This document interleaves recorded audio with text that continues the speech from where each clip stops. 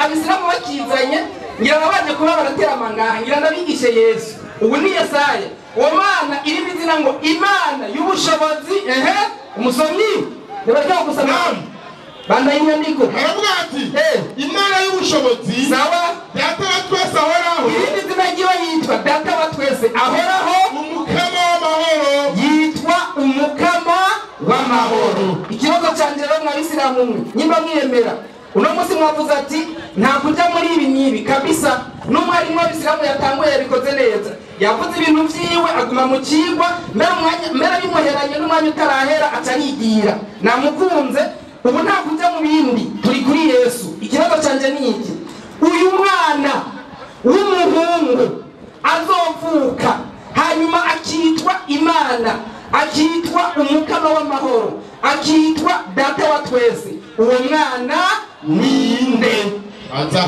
Ari Muhammad vuga ati ni Muhammad yaravutse batabamwita Imana sawa kuko Yesaya niwe bamwizaniye ngo Yesaya ngo ntiyemera ko Yesu ari Imana none Yesaya atubwiye yuko hariho umwana azovuka kandi azoba ari umwana w'umuhungu ntazoba ari umukobwa hanyuma uwo mwana yitwe Imana yitwe data wa twese yitwa umukama w'amahoro uwo mwana ninde? Zinkeneye ibintu byinshi vuga ati uwo mwana ni Aburayira uwo mwana Abubakar basi ni cyane ni Musa uwo ni Yesaya umviriza niko ndagenda Yesu nawe Yesaya aremeje ko Yesu niwe mwana w'umuhungu Yesaya ariko aravuga azoza yitwa Imana kandi azitwa data wa twese. Twebwe twemeza ko uwo mwana Yesaya ariko aravuga azovuka kuko bwari ubuhanuzi buri vuka rya Yesu ni Yesu bisigura ngo Yesaya aremeje ko Yesu azoza akavuka kandi azitwa Imana.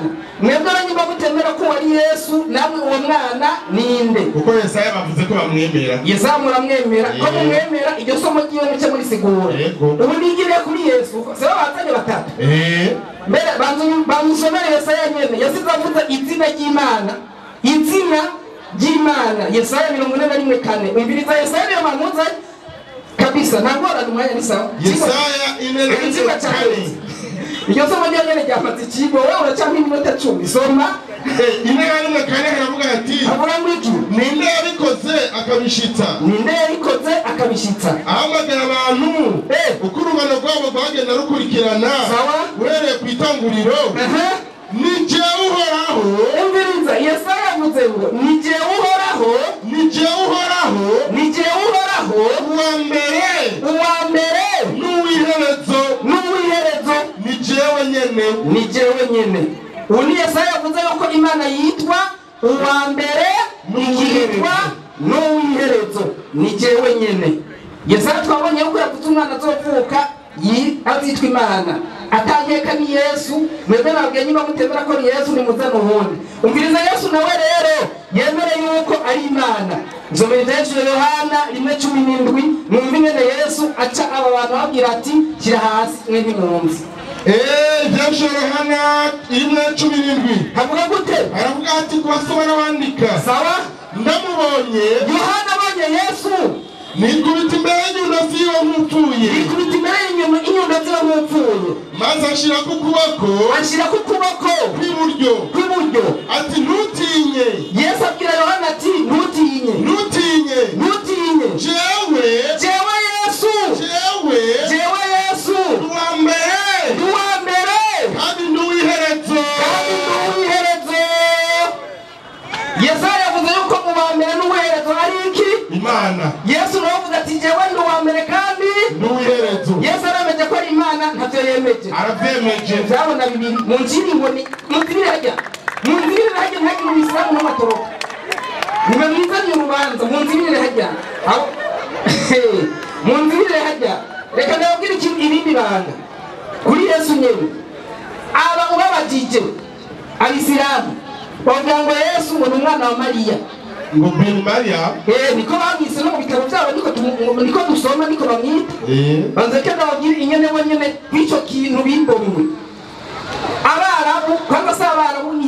henshi ku isi umuryango ntiwitirirwa umugore, umuryango ni uw'umugabo.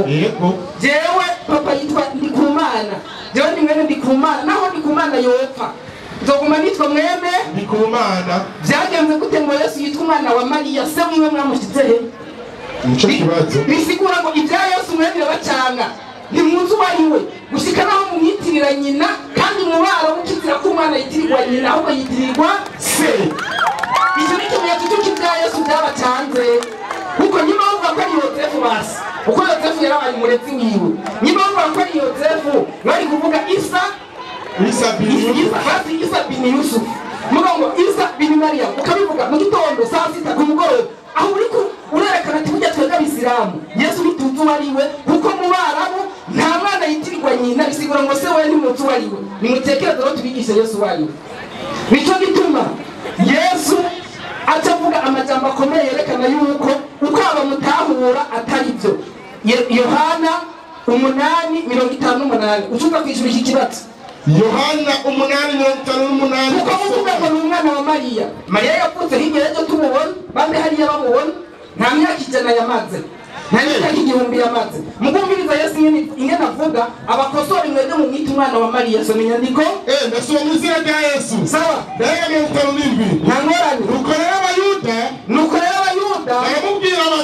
baramubwira bati ubutarabara imyaka 50 ngo warabonye Aburahamu. Bandugeze ngaho abayuda badatahura nk'Abayisilamu babona Yesu bakabona umenga aracyari muto, bamubwira ati wowe nta n'imyaka 50 uramara uvuze hirya y'ejo tukubona, kuko nabo ntibari bazi Yesu wari we, batahura nk'aba. Mbirizi nyishu Yesu acabaha. Soma inyandiko. N'umunani aravuga ati sawa. Yesu arababwira ati nukuri ndababwire Aburahamu ataravuka jewe Yesu namye ndiho. Ikibazo mwebwe ko mu mwitango yabyawe na Mariya gusa, ari nitwe mu munsi ko gusa nta kindi, ko Aburahamu yabayeho imyaka irenga 1000 Mariya ataravuka. Yesu nawe akavuga yuko imbere ya Aburahamu Yesu yariho. Icyo gihe naho yitwa umwana wa Mariya. Batubwire Mariya ntarabaho imyaka 1000 yose izohaca kugira Mariya abone kubaho. Aba icyo bazi kuri Yesu gusa bamwita umwana wa Mariya. Mugo Yesu abakuriho ni ati jewe Aburahamu ataravuka namye ndiho. Mbe hajya ko mumwita ngo ni intumwa, kuko yaravuze ko ari intumwa, ngo ndabisigure. None imbere yuko Aburahamu abaho Yesu ko mwe mumuzi nk'intumwa gusa, icyo gihe yari intumwa kuri bande? Yarihe ubwo butumwa yari karabukorera mu gisagara ikihe? Ni bande yihanishije? Iyo nkuru yagenze gute? Aburahamu ataravuka Yesu ari karakora nk'intumwa, nkuko mwe mumwita intumwa gusa. Kandi na Isirayeli ntari bwabeho. Nta Mwisilamu n'umwe kwishura hato ndiko ndabaza. Muraza kuraba niyaza ngaha akavugaruka muri amasomo. Yesu yari umuntu, Yesu yarariye, Yesu yarambara. Reka ndakwereka ibangaro ry'ingene byagenze. 22:41 Matayo. Impamvu Yesu mwamubutwa yabonetse ku isi mu mubiri, agenda ajya muko abantu bajya, akambara uko abantu bambara, mbere bakubitwa n'ingwe n'uko abantu bazikubitwa, abantu batahura gake nk'aba bene wacu bacavuga ngo Yesu n'umuntu. Mugabo iranga ry'uwo rirenze ibyo. Soma inyandiko. Matayo 22:41. Ndasoma mu izina rya Yesu. Uheza kigwe. Abafarisayo bakoraniye hamwe Yesu arababaza ibya Kristo mubyumvira muti? Nkuko yoza ngati ibya Kristo mwe mubivuga ko iki? Ni mwene nde? Sawa. Baramwishura bati ni mwene Dawidi.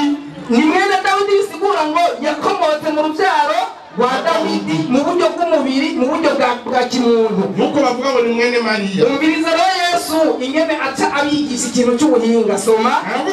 Havuga ngo iki? Nawe arababaza ati none Dawidi mu byamwemu, mu buryo bw'imwemu yamwitiye iki umwami? Cumanuka ku murongo wa 45. Aravuga ati sawa.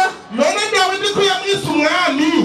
Umviriza, mu buryo bw'umubiri Yesu yitwa umwana wa Dawidi kuko yakomotse mu rubyaro rwa Dawidi. Mugabo mu buryo bw'imwemu Dawidi amwita umwami wiwe. soma 45 haravuga ati sawa none Dawidi ko yamwise umwami yoshobora ate kuba umwana wiwe iki kintu ni ikintu cy'ubwenge cyane mu buryo bw'umubiri Yesu yitwa umwana wa Dawidi kuko akomoka mu rubyaro rwa Dawidi mugabo mu buryo bw'impemu Yesu avuze yuko ari umwami wa Dawidi abarona wacu banyakuntunga batahura Yesu muri ubwo buryo bw'umubiri gusa Yesu mu buryo bw'impemu ntibazi niyo bita umutwe ninacyo kibazo bafise Yesu yaciye abagabo abantu bariko baramubaza ko mwe muvuga ko jewe Yesu ndi umwana wa Dawidi ku mubiri gusa kandi mu buryo bw'impemu Dawidi yanyise umwami wiwe ivyo mubitahura gute mwenye kiti ivyo ntacyo utahura na wewe aciye azunze umutwe gusa sinagirana nawe icyubahiro amina Paulo rero aratomoye ahuza na Yesaya agahuza na Yesu kuko yerekana yuko mu buryo bw'umubiri Yesu ni umuntu ava mu rubyaro rwa Dawidi uraje mu Roma 5 ariko mu buryo bw'impemu ni Imana nkuko yavyivugiye ati jewe ndi Alpha na Omega nkuko Yesaya yamwise ngo ni Imana data twese ahoraho umukama w'amahoro abaroma soma inyandiko Abaroma 9:5 haravuga hati nasoma mu izina rya Yesu bafise basogokuruza babandi kandi ku mubiri mu buryo bw'umubiri Kristo yamutse kuri bo mu buryo bw'umubiri Kristo yamutse kuri bo kuri Aburahamu kuri Dawidi sawa niwe ari hejuru ya byose ariko rero mu buryo bw'impemu niwe ari hejuru ya byose niwe Mana yo gushimira ibihe bidashira amen izina ry'Imana rihabwa icyubahiro amen rero jewe ababisiramu nyimba yiyemera igice mwigisha cya Yesu mu buryo bw'umuntu mu buryo bw'umubiri icyo twanyangwane tugifiseko uko turazi yuko yabaye mu mubiri ngaha ku isi ku mugambi wo gukiza abantu ibyaha byabo aho nta ngorane naho wakiri kurasoma ayo masomo avuga ko Yesu yabaye umuntu yariye yapfuye ibyo twanyangwane dufise uburi kuratwana akabyivugira verekana Yesu nyene yabayeho isi tarabaho verekana nyene Yesu yabayeho Aburahamu atarabaho nimba mwiyemera uhezagirwe jya mwizo nyandiko nazo muzisome kuko izivuga Yesu nk'umuntu ziruzuye turazirasumbya kandi turazemera yego umviriza rero mu minota yanjye 2 impamvu ivyo akaze babanza gushobora n'ubu nibaza ngaha baza kugira icyo bita tautology gusubiramo bya bindi nyene bya cya gice cya Yesu nk'umuntu Korani 17:85 na Mariza Korani 17:85 haravuga hati sawa na wanakuuliza habari ya roho Muhammad bakakubaza ibintu bijanye n'ivy'imwemu sema ukivuga uti roho ni jambo lililohusika na Mola wangu ibintu by'imwemu n'ibintu bijanye n'Imana yacu gusa nanyi namwe mw'Abisiramu hamkupewa elimu nta bwenge mwahawe ila kidogo kabisa kiretse ubwenge buke cyane gusa nayo ni elimu n'ubwo bwenge buke bwo gutahura mufise ya vitu visivyohusika na roho ibintu atana hamwe bihuriye n'iby'imwemu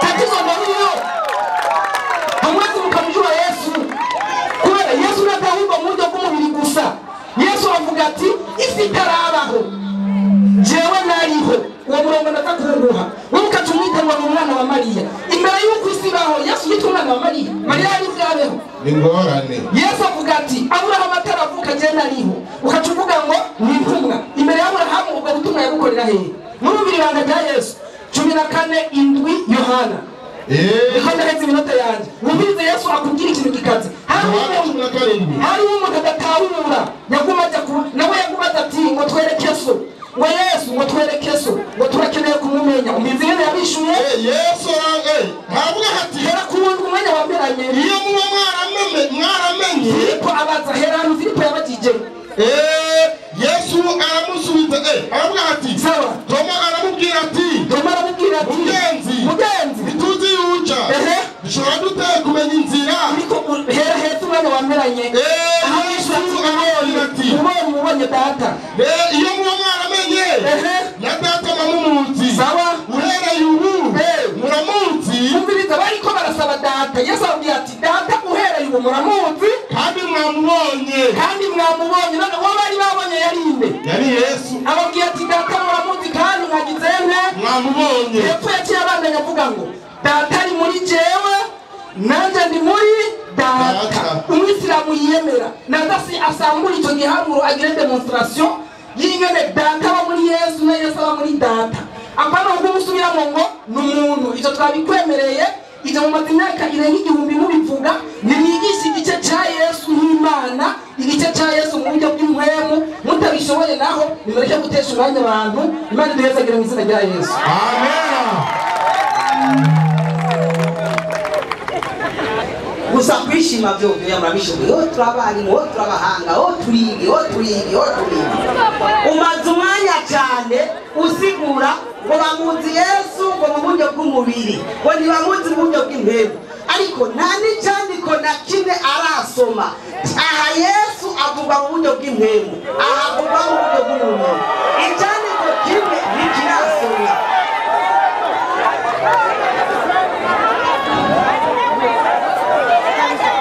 gito mutwabire umwanya wacu igihe cyose ingunguru igaragara niyo yamurikira ko mugwa ariko ingunguru y'umuriro nawe yitemagata ntivuga kweli icyo ni mu gitabo bayisilamu igihe cyose ingunguru igaragara ni ikomiki urwamo nk'uko abantu bakoma urwamo werekana nabo kuko n'izangunguru zigira iki zigaragara amazi minota ngaha agenda wagirije inyandiko zike cyane kandi ngenda buke nerekana Yesaya ibyo yavuze na Yesu yivuge ati jeni intumwa y'Imana ku Banyayisirayeli Yesaya avuga yuko Imana ari imwe Imana ni intumwa si intumwa iba Imana uwatumwe ntashobora kuba uwatumye Jame nikiri kirundi nakaze ati jewe natumwe uyu n'umutumwa hateza kuboneka rero uwamutumye icyo nicyo kibazo cyakunaniye gutahura nimba Yesu avuga yuko ari intumwa y'Imana ababonye Yesu bakavuga ati Yesu ni intumwa y'Imana nawe uciye uza uingiye mu kibazo cya Paulo ubu rero tuba ikigo kinjemo abantu bangahe bane hari Yesu avuga ko ari intumwa y'Imana hari Paulo avuga ati Yesu ni Imana hari Yesaya avuga ko Imana ari Rudende hari n'umwarimu wanje nawe nyine avuze ati Yesu ni iki ni Imana hagati rero yawe uvuga ko Yesu ari Imana na Yesu yivugira yuko ari intumwa y'Imana icyo dukeneye ninde avuga ukuri nicyo kibazo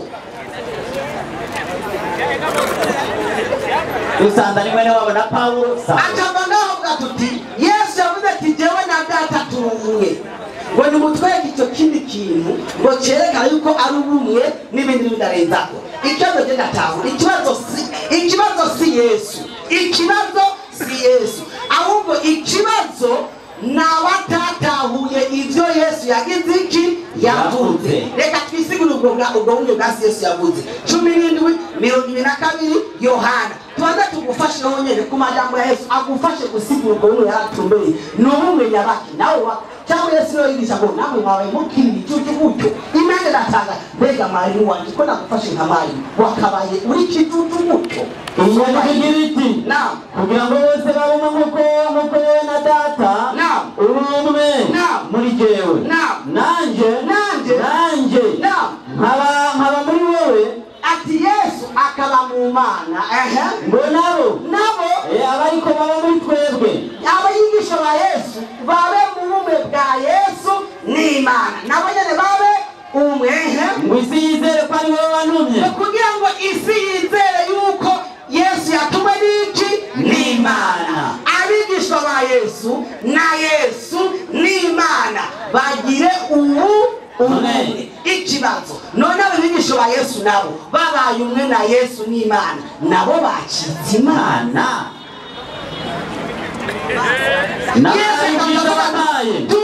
Yesu ananyashini naiti kugira bizere yuko ari wewe wantumye n'ubundi Yesu atashini naye yuko afise abagize iki uwamutumye arishimira yuko yatumye nimba Yesu avuga yuko yatumye turakeneye kumenya hagati wowe utuvuga ati Yesu ni Imana ntiyatumwe na Yesu ninde avuga ukuri twe duhagaze ku mvuga iki ukuri avuye aho aradagaza wewe ntibamenye yuko Yesu wari Alfa na Omega sasa batumemo n'ikindi kintu gikomeye yavuze kumbe n'ubumenyi buke mbega bibiri ufise isobanuro warabayeho uyatagufise eka mumifise umusobanuro udusobanurire Alfa na Omega byovyo ni igiki nyandikigiriti Alfa na Omega ni inyuguti ya mbere ni ya nyuma na zo ku rutonde rw'inyuguti na z'ururimi rw'ikigiriki jamani Alfa ni ndome A go ku rutonde rw'indome z'ikigiriki iya mbere ni ya nyuma niyo bitwa Alfa ibundome bwa mbere Omega niho kutuvuga ati hari A na Z sivyo kweli ariyo Z sivyo kweli Yesu rero ubu rero mukuye ku Mana ubu nahamugize inyuguti byaramucanze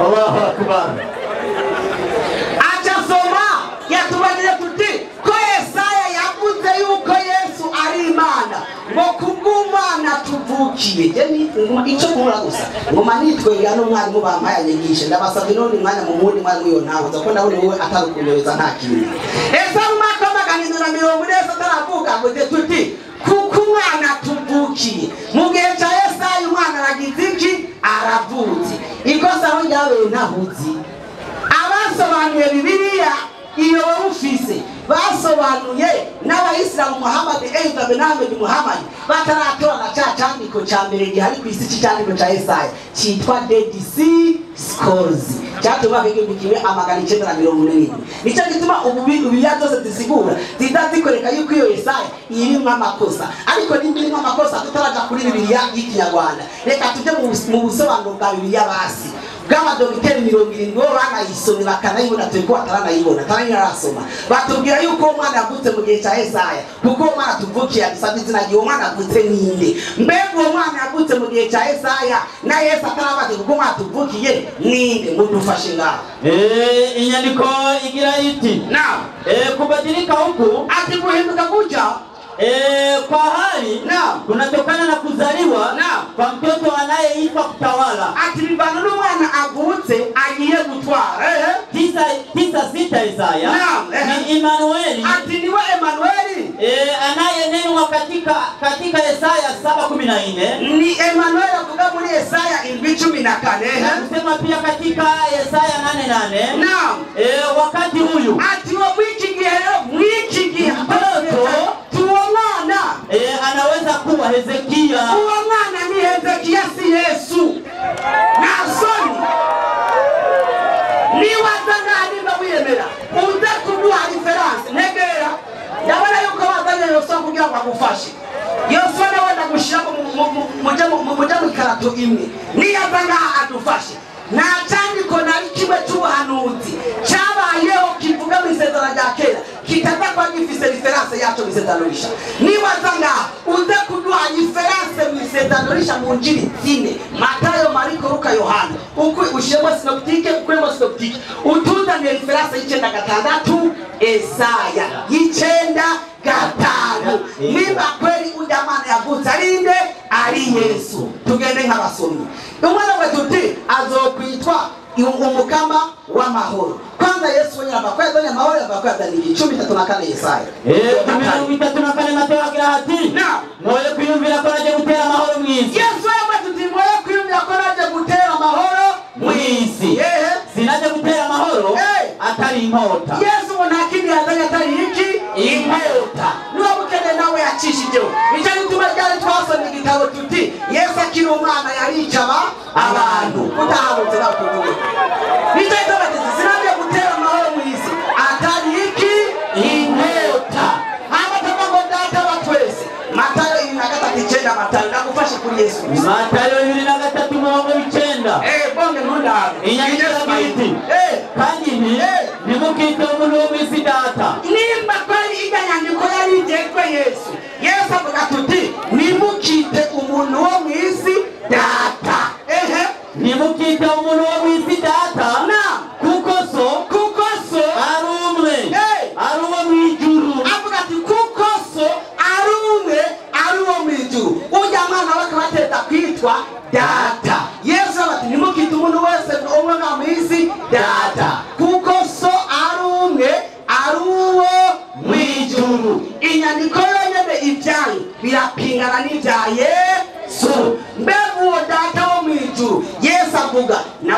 murabwemera 20:17 Yohana 20:17 ubutumwa bwiza bwanditswe na Yohana igenda kuri Matayo inyandiko igira iti ntumoreko Yesu ati ntunkoreko kuko naraduga kwa data ariko genda kwa bene data urabari ruti agira duge kwa se ari weso uti ku mana yiwe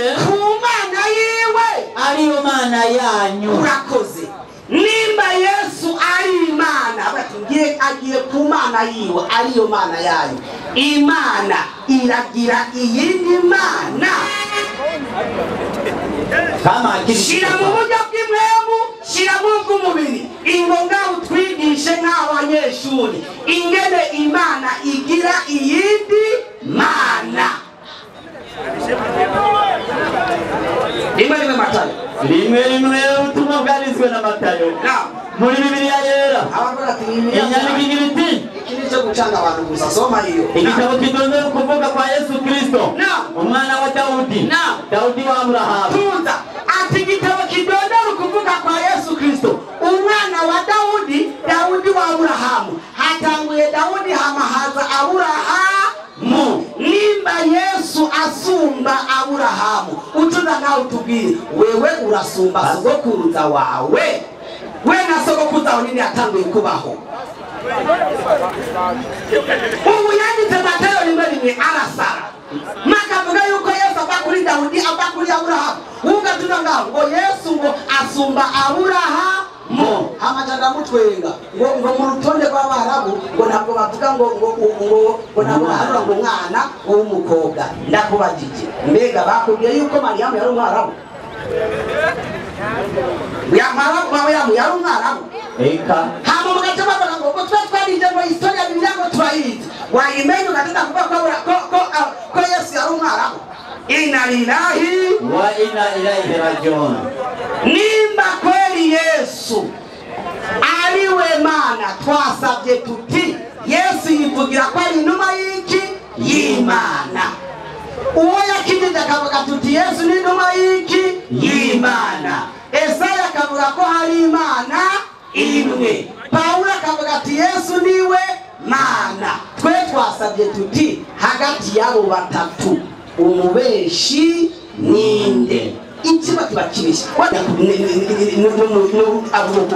tugiye tuti Yesaya yarabeshe cyangwa Yesu yarabeshe ikiba kibe kigiziki gihanze reka kwigurishusha ngo sinzi iby'umubiri niwazana aho twadusomeza inyandiko zigakubiri twebwe twakuhaye icyandiko ni ibyandiko bitatu Paulo avuga ibi Yesu avuga ibi Yesaya avuga ibi ko hari Imana imwe Yesu nawe batuti jewe ngiye ku Mana yanje na Yesu aremeza ko hariho Imana yiwe nawe rero winjiyemo ugira kane winjiyemo mu kiba ugira kane nawe wowe wakane we mwarimu hagati ya mwebwe bane kw'ibyanyu bidasa nindavuga ukuri ibakiri batatu gusa we nawe wiyongeye ugira kangahe kane uri mwene wabo na Paulo turatubwire umvuge tuti jewe naje nije mvuga ukuri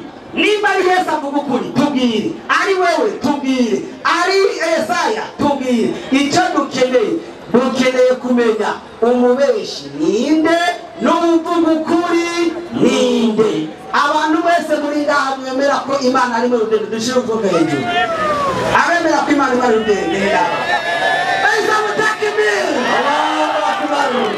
Umana wabemera ko Imana ari mu rudende ure address yawaza kutubwira rero ko twemera kimwe iyo rero Mana rero imwe rudende yavuzwe na Yesaya ikigaruka rero ni ihema na Yesu yo Mana avuga twese tujyana nabo twebwe namwe kubu turi bamwe na Yesaya turi bamwe na Yesu turi kumwe ubona asigaye ko udutomore ikintu kimwe umwe mwishabuka amashi gusa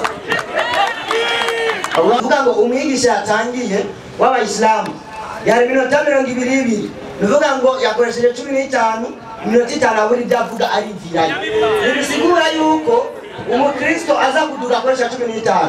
Mwenyekiti twicaye ngaho twavuganye yuko kwera umwanya ukiri kare dukoresha 20, bivuga ngo akoresheje 20 umwarimu iminota 20. Urakoze cyane.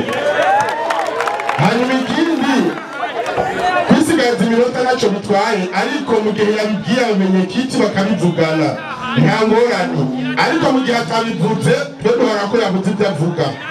Biri mu masezerano tubwira ku masezerano iminota ingana wowe ubundi cyo kuvuga ukavayo twe turabaganya n'ubu navuga tena ku minota 18 sinca baruka mu minota ya 3 ngo ndaronse ibyo mvuga iko utaronse ibyo mvuga kiri ngaho bwa mbere ngo muvugira kabiri ahubwo nawe twe turakugabisha bikaguherana oya je mama gaze neza bamugabo ntugihende ko sawa sawa akihenda Izagi Imana ihandi cyubahiro. Amen. Reka twizere ko nawe yari yabonye ko yari yihenze ubwo bakaba yikosoye. Imana ihandi cyubahiro. Amen.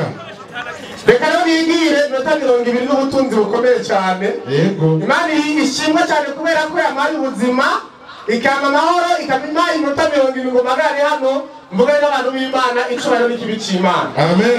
Aha rero turagomba kugaruka muri bimwe uyu mwere data yagiye avuga.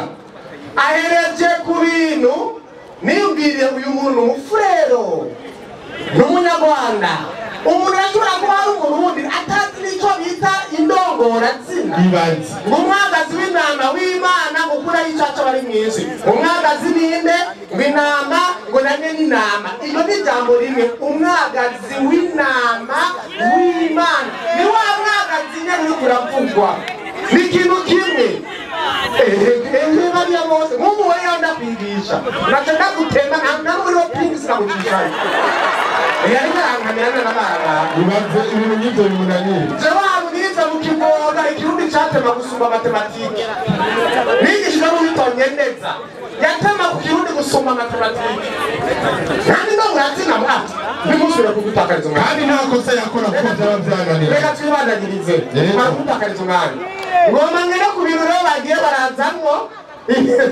ubwa mbere baraza ngo Mariya ngo yitirirwa ngo Yesu umitisha mwaje ati kubera iki Yesu mwega mumwita ngo Isa bin Mariyamu ngo kubera iki mumwita Yesu ngo ni mwene Mariya kubera iki mutamwita mwene Yosefu ko muvuga yuko Yesu ajaba n'umuntu avuga kuri Yosefu ko mutavuga ngo Yesu mwene Yosefu mukavuga Isa bin Mariyamu kandi mu mategeko y'Abarabu mu kintu kizira kigaziririzwa banagufashe bo guca umutwe ni gufata umwana ukamwitira nyina iryo bikosa mu Bwarabu no gukerabokera kandi mu izina rya Allah umwana yitirirwa se ibi rero tuvuga si ibyo dukura mu mutwe oya tugasuko tumeze tuvuga ibintu dumisa n'ibishinga nahe kandi ibyo bishinga nahe biba biva mu bitabo bya bene data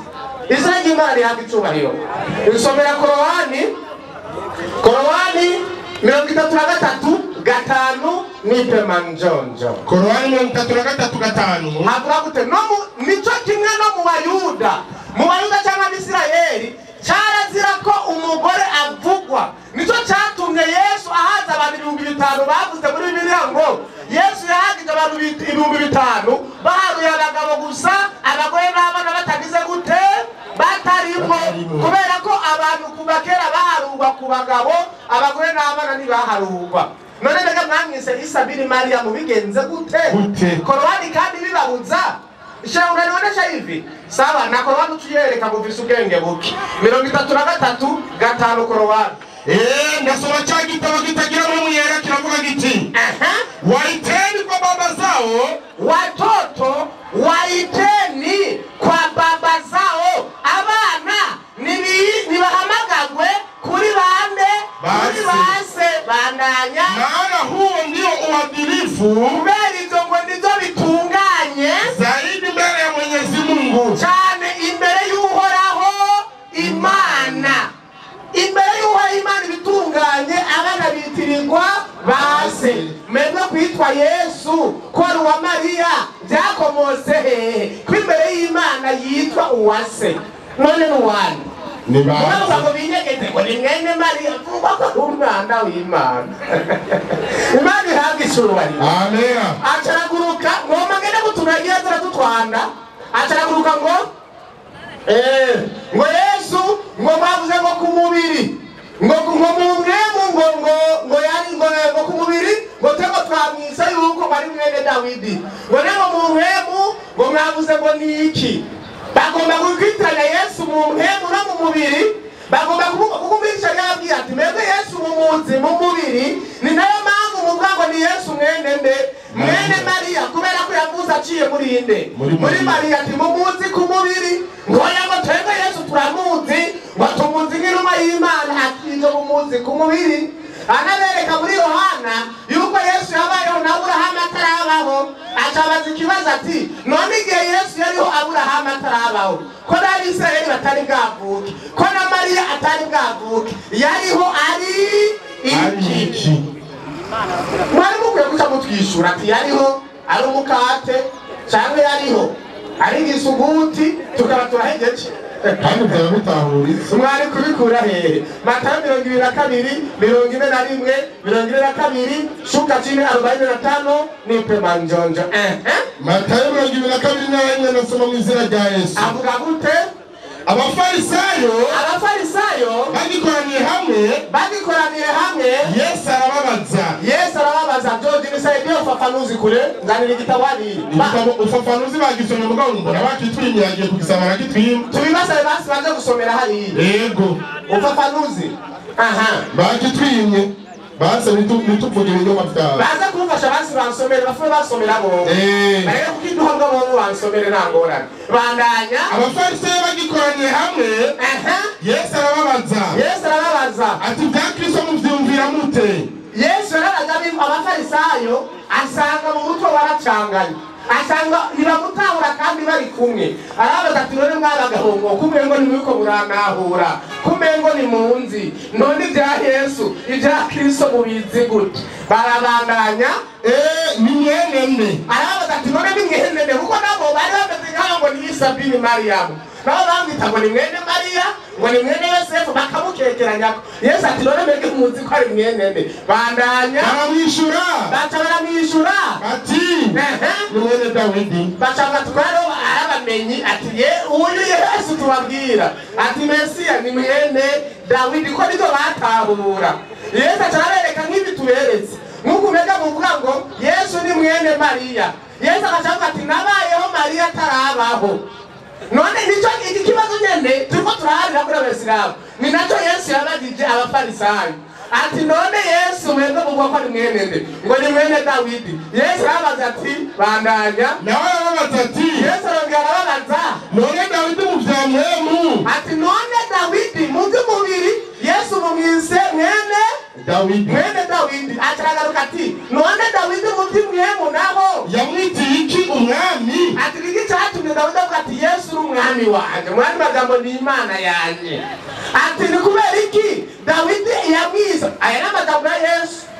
ntabwo ari fotokopi mu byumve Yesu ati mbega muvuze ngo Yesu Dawidi yabwiye umubiri niwe Yesu akomoka ku mwami magambo niwe bisokuruza cya Yesu mugabo mu by'umubiri nawe mu by'imwemu nawe Dawidi acagaruka ati abwira Yesu ati uri Imana yanje Yesu nawe avuga bandanya none Dawidi ko yamwise umwami ati none Dawidi ko yamwise umwami wiwe yoshobora ate kuba umwana wiwe none Yesu bigenze gute rero ngo abe umwana wa Dawidi kandi Yesu ari Imana ya Dawidi cya kibazo babagije abayuda Yesu nico nabo nuko murazana ngo none Yesu ko ari mwene Mariya ngo ni gute Yesu yocaga imbere ya Mariya Yesu nawe ati none ko Dawidi ari se wa Yesu bigenze gute Dawidi na Yesu nawe ari Imana ya Dawidi cyumviro giciriritse Yesu akigwiza niki n'ubusa mu yandi majambo rero nkuko mumwita mwebwe Isa bin Mariyamu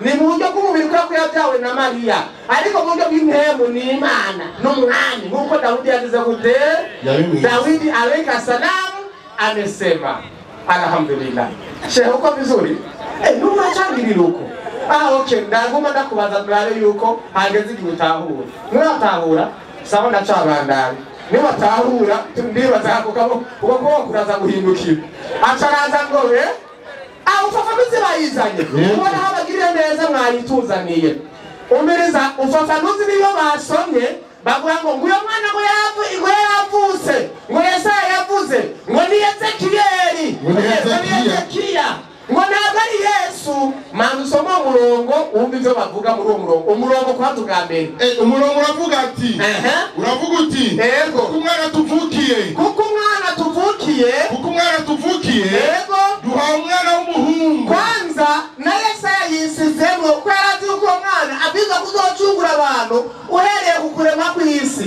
na Yesaya avuga ati atuvukiye duha umwana w'umuhungu iyo ubutware buzoba ku bitugu vyiwe umviriza ibizoranga uwo mwana w'umuhungu ikintu ca mbere ubutware cyangwa se ububasha buzoba ku bitugu vyiwe ico ni ca mbere bandanya azokwitwa igitangaza uwo mwana azokwitwa igitangaza ica kabiri umujenama ica gatatu azokwitwa umujenama bandanya imana y'ubushobozi ica kane uwo mwana azokwitwa imana y'ubushobozi ica gatanu data wa twese ahoraho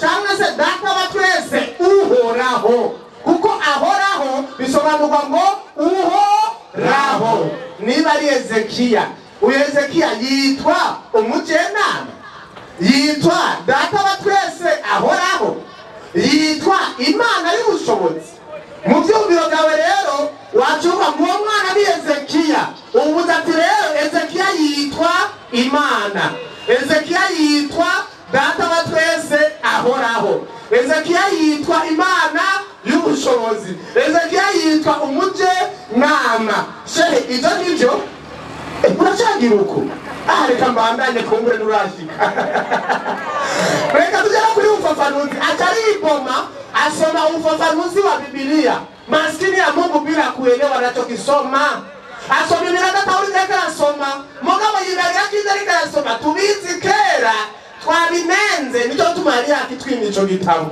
usomera wonyene reka asoma kuri ufafanuzi wa Biblia wonyene ukusobanura n'amajambo hera hejuru y'asoma mumba neza yasomye aragoreka yibaza ngo nitwamucakiye bandanya kubadilika huku umiriza kwanza kubadilika huku ibyo guhinduka kuvugwa hano icya mbere Ezekiya yahindutse hehe yari henacikira Ezekiya yahindutse gute babivuge iyo niyo ngorane yanyu kubadilika huku icyo ni cya mbere ukuhinduka kuvugwa hano kubadilika huku kwa hali kunatokana na kuzaliwa kwa mtoto uku guhindurwa kuvugwa kuvana no kuvuka k'umwana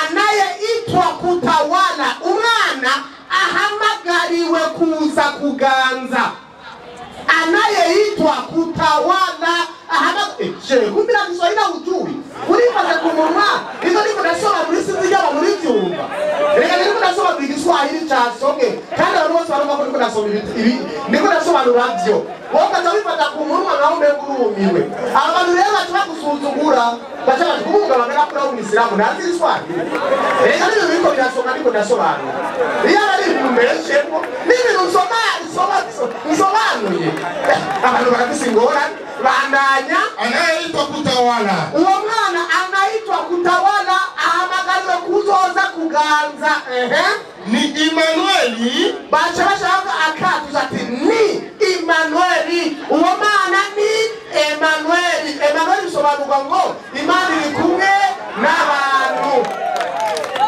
none Ezekiyeli bisobanurwa Imana iri kumwe n'abantu ni Emanueli bandanya hanga akavuga ati ego neno katika 7:14 uyo rero Emanueli avuga muri Yesaya 14 muze kuwasoma murabu muvugwa na kusema pia katika 8:8 kandi avuga muri Yesaya 8:8 wakati huyu mtoto mugira umwana anaweza kuwa Hezekia wakati huyu mtoto anaweza kuwa Ezekiya rero ufafanuzi bavuga muri kino gihe rero uwo mwana yari gushobora kuba Ezekiya ni kuvuga ngo bagerageje kuraba bo mu byumviro byabo biyumvira ko uwo mwana yari kuba Ezekiya aha yarekeranije yari gushobora kuba Ezekiya bariko yarekeranye mu biro byacu kumbura umwana tuba ko ari Ezekiya mugabo bandanya muga yageze ngaho kuri Ezekiya carahagarana Banaendelea bakisema muri ico gitabo cabo basi n'agakaramu kugira ngo uri karasoma niyihende ngo aze kubandanya yego ndahabona niyibome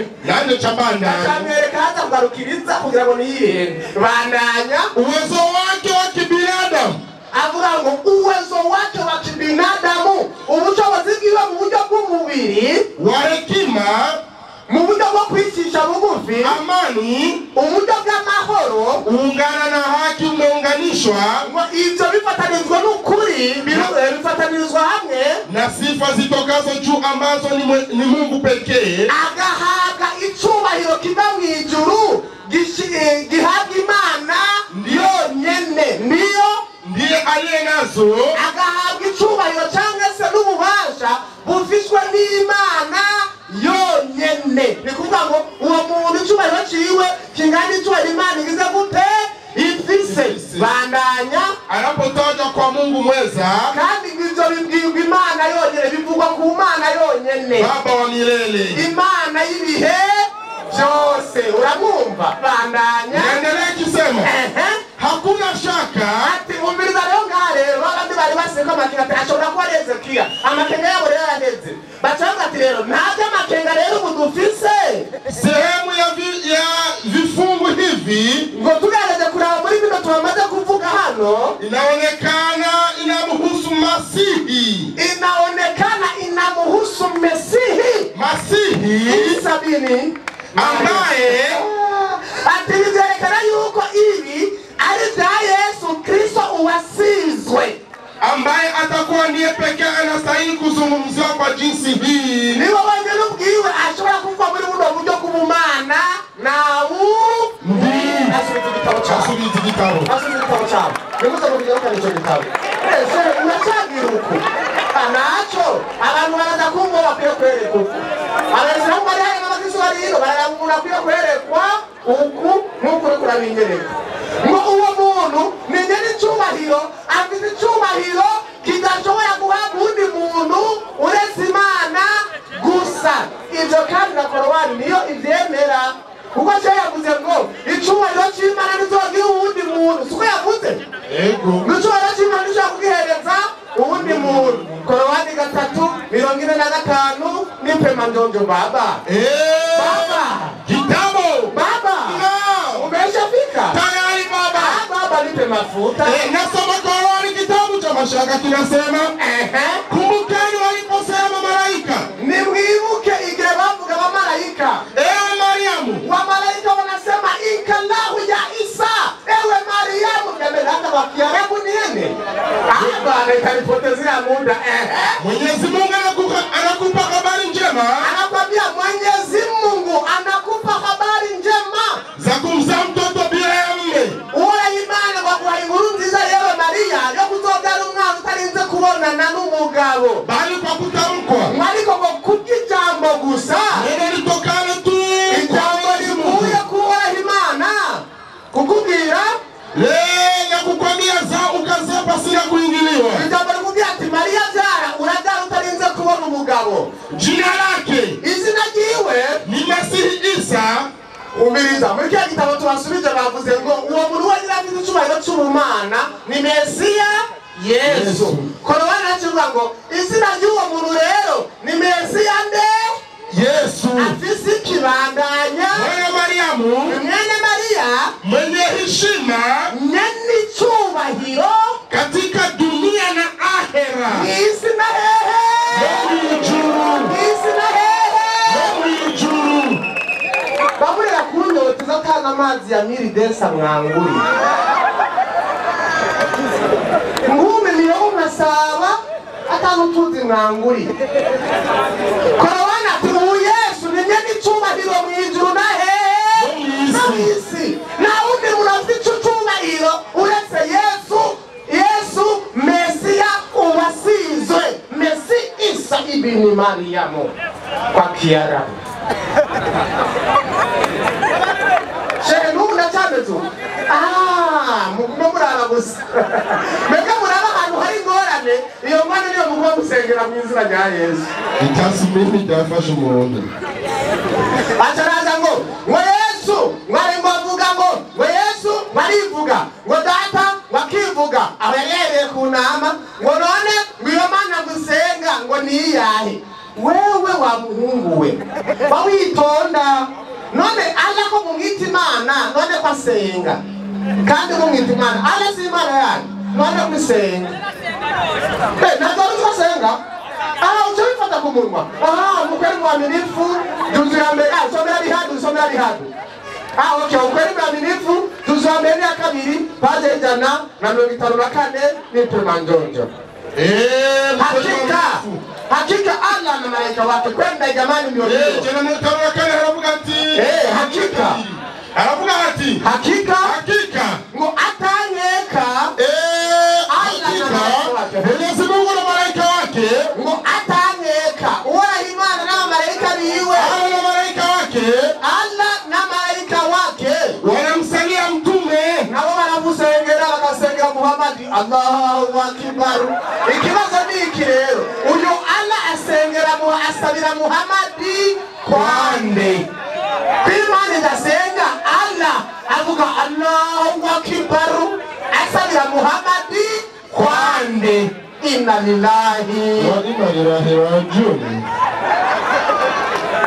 Yabeshe muri Bibiliya oya muri Bibiliya biriyo isha ntabyonzi akwera abana barekwa n'abarabu gasanga umwana yise umwana ko ari we atamubyaye Imana igira Muhammad kujya Muhammad ni mwarimu kweli kugira amatata here nimwita abana amazina kuri base ibyo ngisho ni rwa Imana nde Muhammad uhenzagiwe watanguye kumwemera ego mu Burundi batagendera ku mategeko y'inuma y'Imana Muhammad ugiye kwandikisha umwana mu ikomine bakakubaza ati se ninde ntawe tubuzi baca bandika ngo pere ekoni umwana cyangwa kuri nyi na kandi rero mu gifaransa pas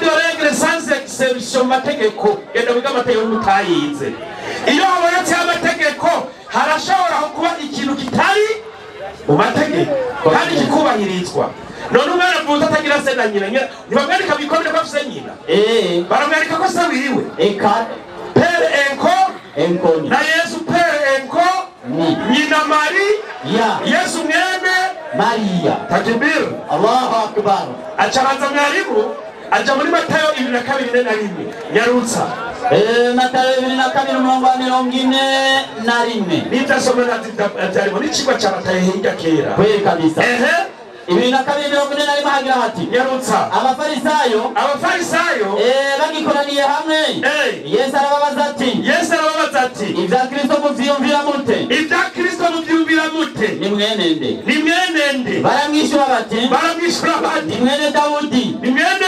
Dawudi ubu Dawudi batenda Maria kwatirizeni kubwenge bwa Bibiliya na mwebwe Dawudi batenda Maria komeza nawe arababaza ati none Dawudi mu byamwemu yamwitiye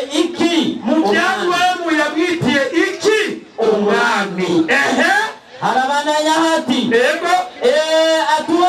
atuhoraho yabariye umwami wanje aticara iburyo bwanje ikibazo sasa Dawudi yise Yesu pari iki umwami kumvugo ya Bibiliya ibi nivyo cyane Dawudi yavuze amafuti ngosoza Matayo 10:25 Matayo nyine Matayo 10 na 25 11:25 yego inyandikira giriti Yesu aravuga ati ndaguhimbaza data mwami w'ijuru n'isi Yesu ngo Dawudi Yesu ngo niwe mwami Yesu ati putyo sivyo Yesu ati ndaguhimbaza data mwami w'ijuru n'isi kumbe Yesu ari umwami w'ijuru n'isi ati ko ari we Mana nimba Yesu ati ko data no mwami w'ijuru n'isi Yesu nawe yatwara heyi yatwara kwa Jeru Yesu ati ndaguhimbaza data mwami w'ijuru n'isi Yesu yatwara he nimba umwami uratangira nahaba mwami nayo Yesu ati myogezi n'inyo bari kumwana wo mumega naharamba ikiki umusaya umuratangira nahajya bari umwami wa araramikani umwami waheye. Sasa mwarimu, naam, ikigwa n'aba bantu bane na mwarimu yagiyemo kweli ninavuga ukuri. Acaragenda muri Yesaya 9:6 bari namukosore kwanza. Ikibazo biranditse abakristo basubwenge hano. Muri Yesaya 9:6 havuga ngo kuko umwana tuvukiye. Ikibazo ibi byari byahishuriwe nde? Byahishuriwe nde? Yesaya. Byahishuriwe nde? Yesaya. Oyereka bishuri byahishuriwe nde? Abishuriwe nande? Asha. Yesaya abishuriwe nande? Ni Imana. Hamiyone yakirivuke. Ishenze bazinga. Abafise ubwenge ba. Yesaya yishuriwe n'Imana. None iyo Mana ari kuvuga kandi yamuhishuriye. Akiri ndogo. Imana ikivuga kuko umwana tuvuke kandi yashuye. Probleme ya. Kubantu bafise ubwenge buri kugiye. Twebwe nk'abayisilamu ubwo bukinga twobwemera. Oya rukuri. Iryo nibemeranya. Imana ishurire Yesaya ikimwishura n'Imana ikirivuke. Asha murebe kuri ku mutwe mu maguru. Ko munyegera mucaye. Soma inyandiko ngahingo. Yesaya 9:6. Naam. Inyandiko igira iti kuko umwana tuvukiye. Icyo gihe ni preza. Ni preza kuko umwana tuvukiye. Si kuko umwana azotuvukira. Muri kazoza ndamuguha. Aha muri Yesaya umwana agize gute? Aravutse. Mu gihe cy'umwami Yesaya cyangwa kuvugishwa Yesaya. Umwana aravutse. Yari yabanjwe kuvugwa hehe. Ni muri Yesaya 7:14. Soma hii. 7:14. Naam. Tunasoma ufafanuzi. Soma inyandiko kwanza. Aha. 7:14. Inyandiko igira muri Bibiliya yera. Muri Bibiliya yera. Aho ndacaye mu nyuma arindira gatoya. Sawa kabisa. Nagezeyo. Ego. Nico gituma. Uhoraho ubwiwe wagira bihe ikimenyamenya. Uhoraho yagira bihe iki? Ikimenyamenya. Nyimba Uhoraho ari wagira tagi ikimenyamenya mu nyandiko ya Yesaya. Wumva aratarahari. Yarasanzwe ahari. Wumva agira tubuke. Yitwa Imana. Kibazo ni mu mutwe. Aha mu mutwe nyere byarabacanze. Muracagiye mu muriro. Kwemeza. Raba. Inkumi zosabinda. Inkumi zosabiki. Inda. Izosama kazoza. Fitire. Future tense. Izosama inda. Siyasamye. Biriko biravugwa nani? Bivuzwe muri Yesaya 7:14. Umwana acavuka muri Yesaya 9:6. Yesu ntaranabaho. Kurabandanya. Izosabinda. Ego. Izobyara umwana w'umuhungu. Iyo nkumi bizosabinda ibyara umwana w'umuhungu. Izomwita Emanueli. Izomwita sizo azoba. Izomwita. Mumve kuba no kwitwa biratandukanye. Ego. Urubu n'ubuki. Uwo mwana azotungwa n'ibintu bibiri. Urubu ni iki? N'ubuki. Nimba uyu Emanueli ari Yesu. Yesu yari yuguruye yatunzwe n'urubu n'ubuki gusa. Nivyo bizomutunga. Yataraguye amasamaki n'imikate bose baroreye. Namwe ukajya ngo ni Yesu. Ibyo barabwira mu Kristo mu bigisha batiga. Ariko kubasomye ku numa y'Imana Muhammadi sallallahu. Reka ndakubwira n'uwo mugore azosaminda ntuzi n'uwari we. Bibiliya isobanuro y'uwo murongo. Ubanza ko nibyo mubyemera mwebwe. Soma inyandiko. Inasema. Ivuga ngo iki? Bikira atapata mimba. Uwo yavuga ngo azosaminda uwo mugore ninde? Mwanamke huyu mwanamke anayejulikana vema na nabii na mfalme ni bibi mdogo n'umugore mutonya wa mfalme w'umwami Ahazi. Ikibazo muremera ko umugore agira kabiri wanyabaho? Ekada ku mugabo umwe wapi aca babyarira Imana. Muheza kigwedero unamusigarusa makuru ko abakristo basigaye bemera umuntu afite abagore bangahe? Babiri. Kuko uno nkumi yasamye ikabyara n'umwana yitwa Emanueli yamusamye ku mugore agira kabiri. Birasigura ko Imana abakristo basenga yabyawe n'umugore agira kabiri. Uheza gi genda mwiri Allah akbar cha kwishure acabanza mwarimu. Naam. Avuga ati Yesu niwe Mesiya. Yasomye ufafanuzi wa Bibiliya. Acavuga ati Mesiya niwe Yesu. Jero bigera wiga kandi Imana ndaguhaya gusa. Nindira. Mesiya sobanurira Kirundi kwanza. Yesaya 5:1 ucusubira no mu Giswahili. ndamwigisha n'umwana mu wa mbere ine na gatanu umurongo wa mbere agira ngo iki ibi nivyo jewe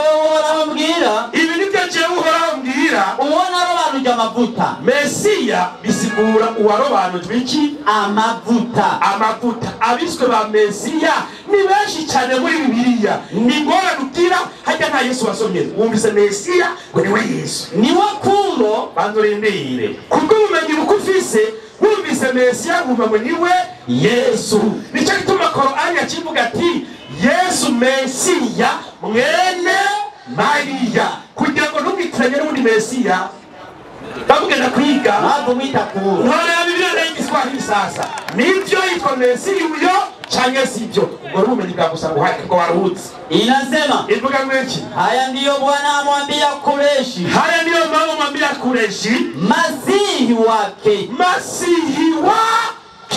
Mesiya we Kureshi ni Mesiya ni Yesu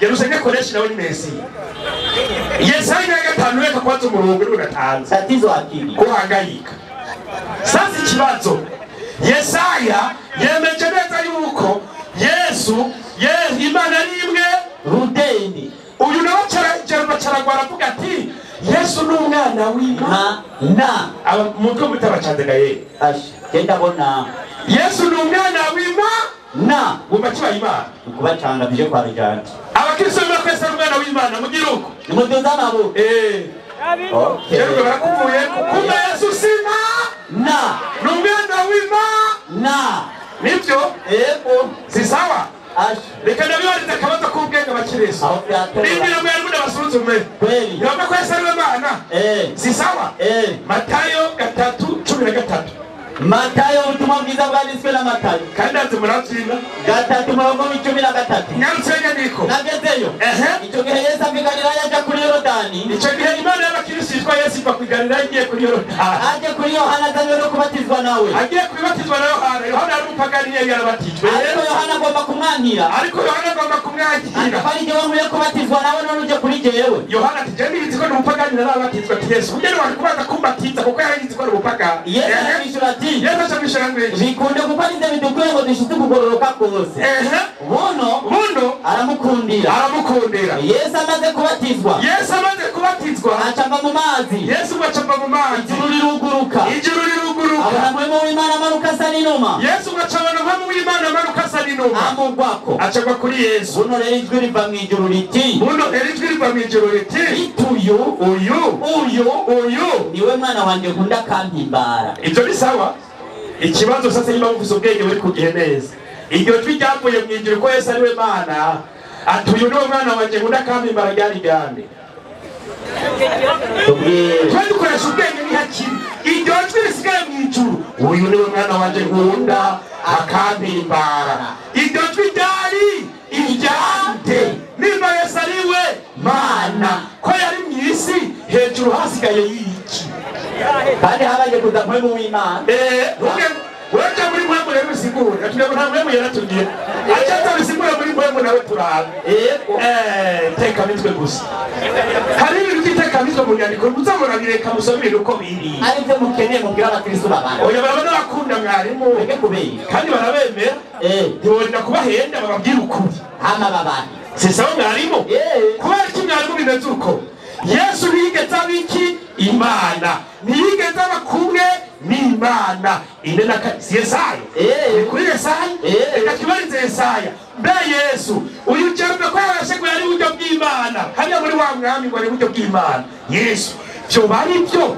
yamyeho kuko babivuze imbere ya Abrahamu yariho mbe yarari ibi inena kane Yesaya inyandiko igira iti uko niko waragize umucunguzi wawe Jerbo uhora umucunguzi wanyu mwebwe abakirisi imbere zinyanavuze wakumvye ukiri mu nda uriya yakumvye ukiri mu nda ati ni jowe uhoraho ndema byose naguha ijuru n'umwe ngaranzura isi Imana irakubaza ati ngaranzura isi hari uwo twari kumwe Imana ngo mwari kumwe nane yibwire rero bari kumwe indago z'abanyabinyoma nk'abajerupe ibyo muza muraraguza gwese horanye n'Imana muraguza ndazihindura ubusa ubusa muragaba Imana muzonda gutangiza hindura ubusa abapfumu nk'abakazi mu mwanya rero muraga mutangura gupfumura ngo Yesu ahoranye n'Imana abateza ibisazi basha mugasarira gato ukwaro cyane nk'agufi nsubiza inyuma ubwenge bw'abanyabwenge abigize abari mu kumara professeur ngo mwarize ubwenge bwanyu buza inyuma kabakandogo hariya akomeza inama z'abasabyi bawe ariko inama z'abasabyi b'Imana bakubwira ibyo Yesaya yavuze n'ibyo ibya Paulo si ibyo ibya Yesu n'ibyo izo zisha zikomeza ubwenge bwabo nk'abuhindura ubupfu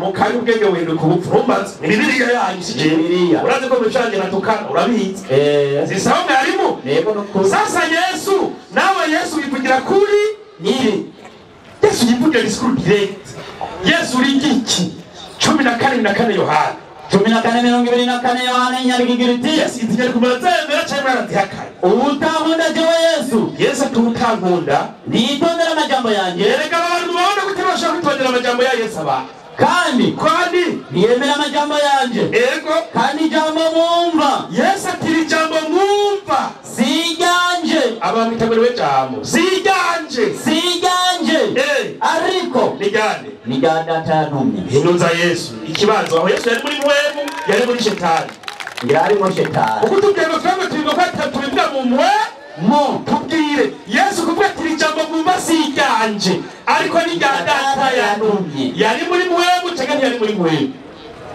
yari yataye mwemu ye utunyoteza gusa acha yahongera mwari 28 ahongera 28 hagira ati mwiki mwarumvise ko niwe babwiye tindagiye Yesu ati mwarumvise ko nawe babwiye tindagiye discours direct Yesu nyene yivugira ariko nzobagarukako Yesu ati nzobagarukako iyo muba munkunda muba munezerejwe nuko ngiye kwa data muba munezerejwe nuko ngiye kwande kwa data kubera iki kuko data ari wanuta warutande Yesu ibukuguruze Yesu reka kuvuga abisiramu namwe mu yarabagira uvuguruze Yesu warabeshe ni wowe Mana niyo mpamvu namarumba wakana Yesu mwana namusuzugura akana rwari uruzinga karazingamye karazinga ni kakagazi kweli sasa mwarimu Yesu yivugiye discours direct yuko data rutande Yesu nurakurogota we Yesu gukora afise data wa Yesu wenyene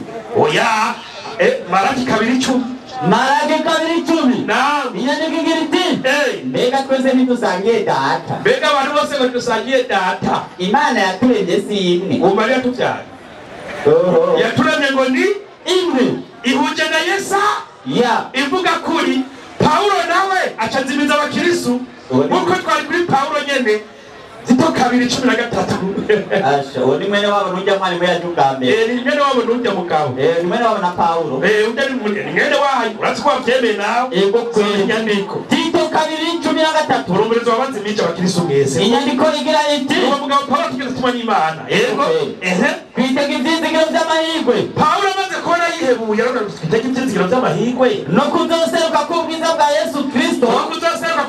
Yesu Kristo ngo niwe Mana yacu hambaye n'umukiza umari Yesu yabivuze niwe Mana yacu hambaye n'umukiza ariko Yesu umusenga avuga ati dawe watwese uri mwijuru Paulo nawe ngo Yesu niwe Mana yacu hambaye n'iki n'umukiza Paulo atamye gupinga nde Yesu ariko harabo yakunda ashaka yabwira ukuri muri zera cyandikira Timoteyo nawe Timoteyo wa 2:5 Paulo ari cyagenge abanzimiza yababwira ngo Yesu niwe Mana hambaye n'umukiza ageze kwa Timoteyo ubivye yamubwiye so binyandiko 2:5 reka duhere 3 ego ivyo nivyo vyiza vyemerwa mu nyonga z'Imana ati ivyo nivyo vyiza vyemerwa mu nyonga z'Imana umukiza wacu rumva Paulo ati oya bijya ndababwiye bya Yesu ndumubeshe ahubwo ivyemerwa nuko mutabona ko Imana ariyo mukiza wacu bandanya agomba ko abantu bose bakizwa kugira ngo mukizwe mumenye ibintu rero bigishe ngaha bagashita ku kumenya ivy'ukuri kugira ngo mumenye ivy'ukuri mubone ko bari yavuze ngo Imana ni ngo Yesu niwe Mana kwandi kinyomba yuko hari Imana imwe mutahura mw'abakristo umwe yuko hari Imana imwe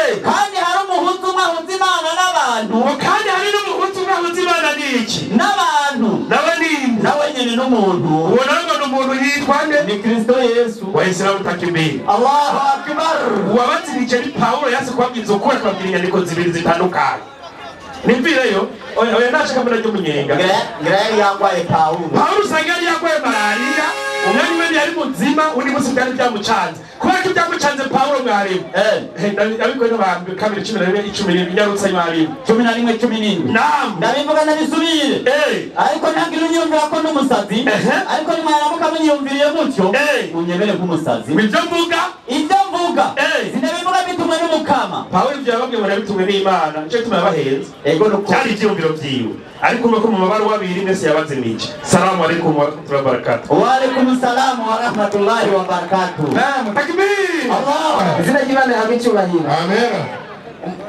minota 5 twayibahaye uko mugenzi wawe yavuze ngo tutayibahaye ngo hacaho ibintu bya Ukraine n'Uburusiya twe ntabyo dushaka amahoro cyane mu Burundi n'amahoro ibi niko biraho muri Ukraine n'Uburusiya urabizi twe ntabyo dushaka hano nyine muri mwari mwateguye abishaka nasaba byiza jeyo twayibahebeye kandi uko twari tuza kuvuga rero mu minota 15 munyumvirize neza ivyumviro bene wacu baguma bazungurukako ni vya bindi ntibava hajya mugo twebwe uko tuza ngaha tuguma tubaduza ku yindi ngazi yo gutahura abashaka gutahura batahure abadashaka ntibatahure ubwira ndabaduze ku kindi cyumviro cyo gutahura kugira ivyo gumuvuga ngo data ngo avugwa ngo Yesu avuga ko ari we yamutumye ngo ninde siyo ngorane musigaranye ibintu byose uvuze mu minota 20 biri n'icyo cyumviro gusa kuko basomye aho basomye ngo data niwe anduta ibyo byavuzwe na Yesu ariko Yesu yabonye aravuga ngo jewe na data turumwe huza ibyo byumviro bibiri nabyo rero ikibazo mwebwe tumwe tubabwira Yesu mushaka gutahura agace kuri we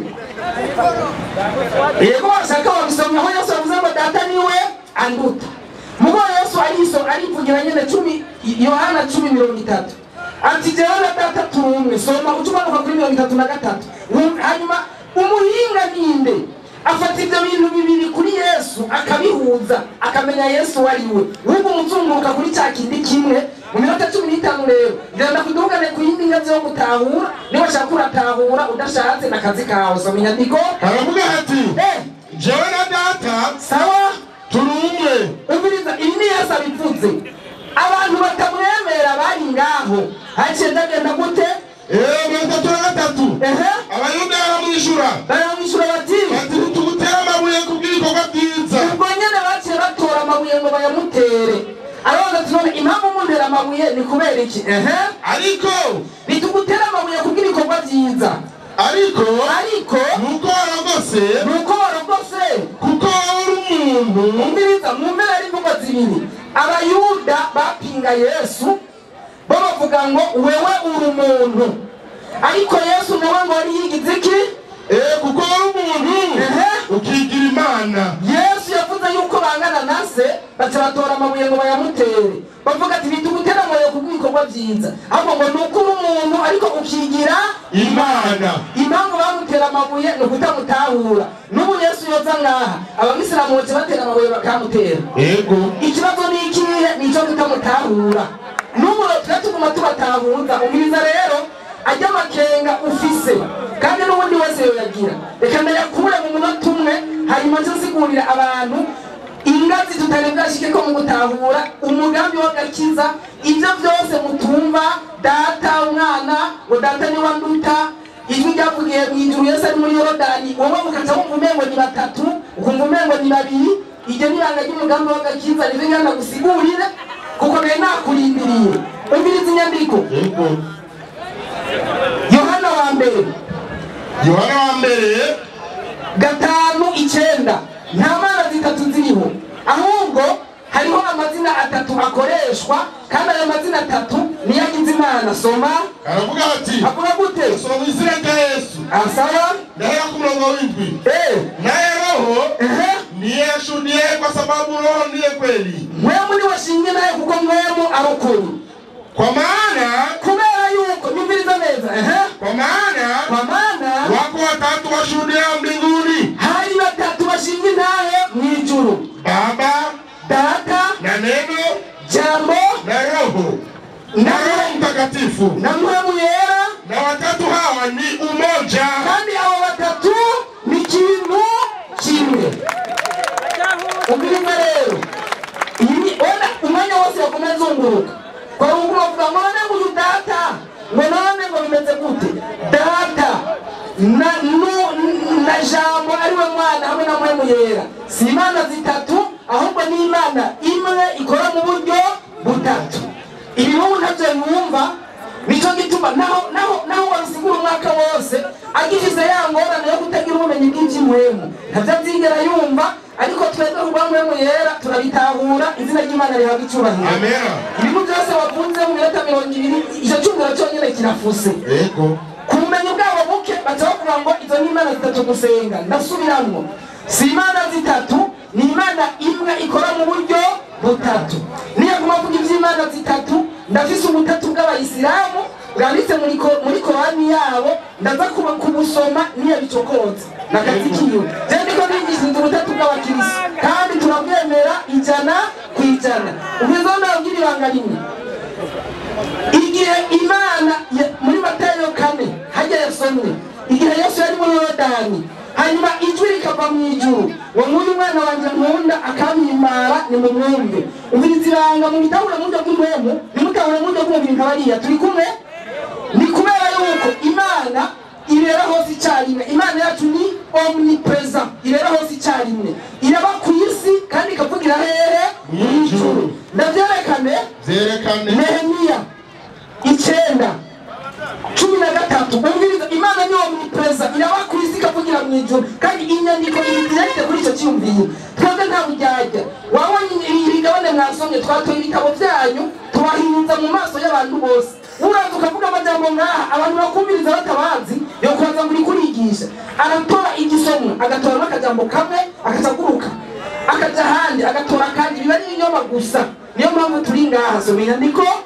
Nehemiya 9:13 kubasoma n'abandika haravuga ati hasa haravuga ngo sawa uramanuka. Umviriza, iyi ni Imana ngo uramanuka uhagarara ku musozi Sinayi. Imana iramanuka igahagarara ku musozi Sinayi, uvugana nabo uri mu ijuru, ariko ukavugana n'abantu uri hehe mu ijuru. Ijwi ry'Imana rikumvikanira mu ijuru, ariko rihagaze ku musozi Sinayi. Ikibazo ni ukubaza, Imana iyo mwe muvuga itigaragarije muri Yesu ni yari yahagaze ku musozi Sinayi? Ko Bibiliya ivuze ngo Imana yaramanutse ku musozi Sinayi, mugo ivuganira n'abantu iri hehe mu ijuru. Wenzo wabisigura wewe Nikubwire zari Imana zingahe kabisa. Iyo yahagaze ku musozi Sinayi ni yari kiravugira mu ijuru Zingahe? nazo bivuge wawe nikarukanye ko kagatoto. Oya, urumva baguma bagira gutya, isigura ngo batahuye ingorane bafise iri hehe mu mutwe. 15 Korani 15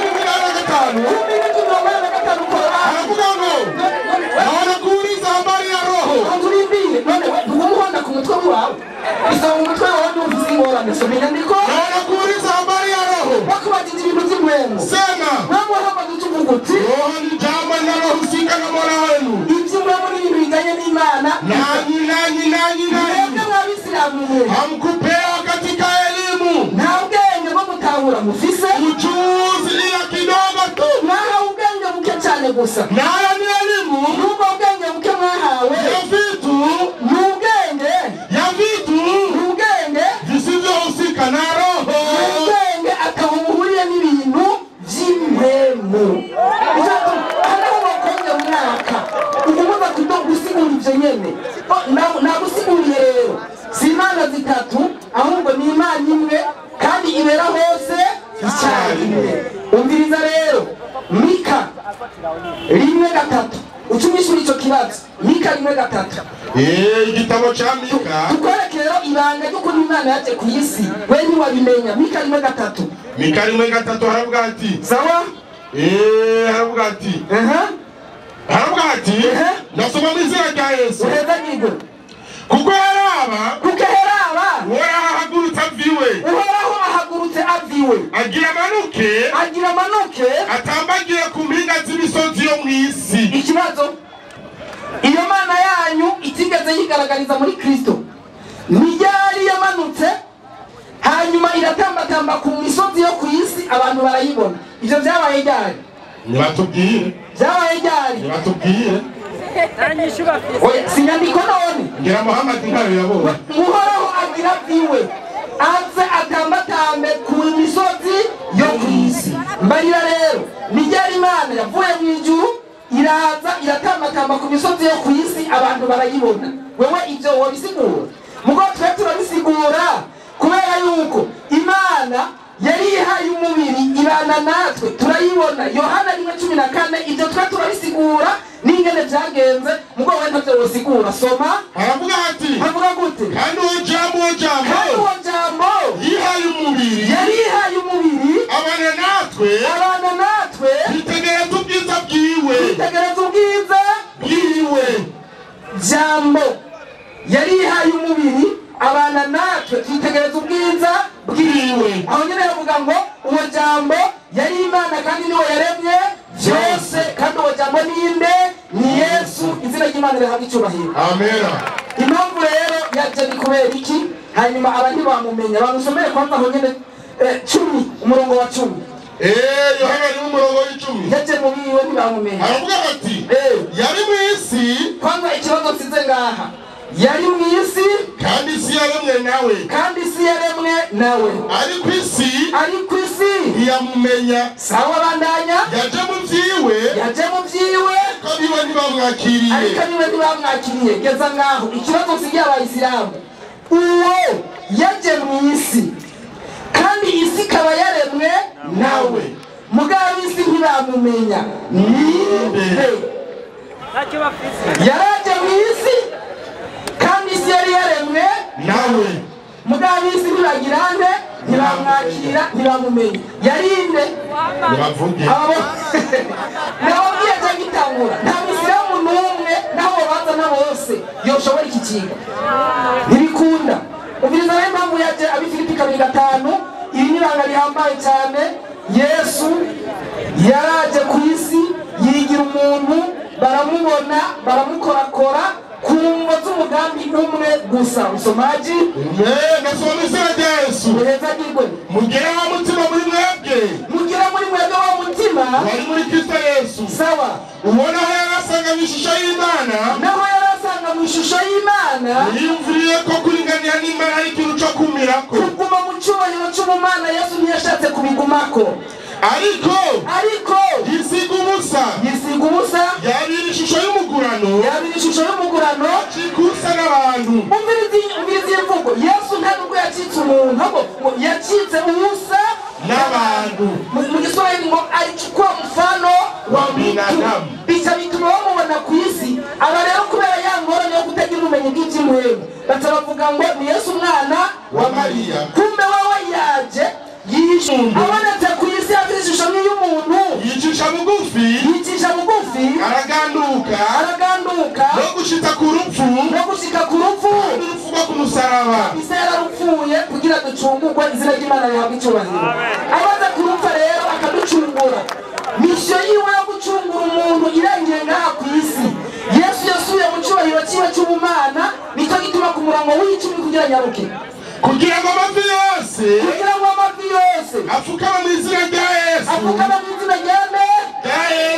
soma ay'ibyo mu ijuru n'ay'ibyo ku isi n'ay'ikuzimu kandi indimi zose zizazatura yuko Yesu Kristo ari uhoraho izina rihabwa icyubahiro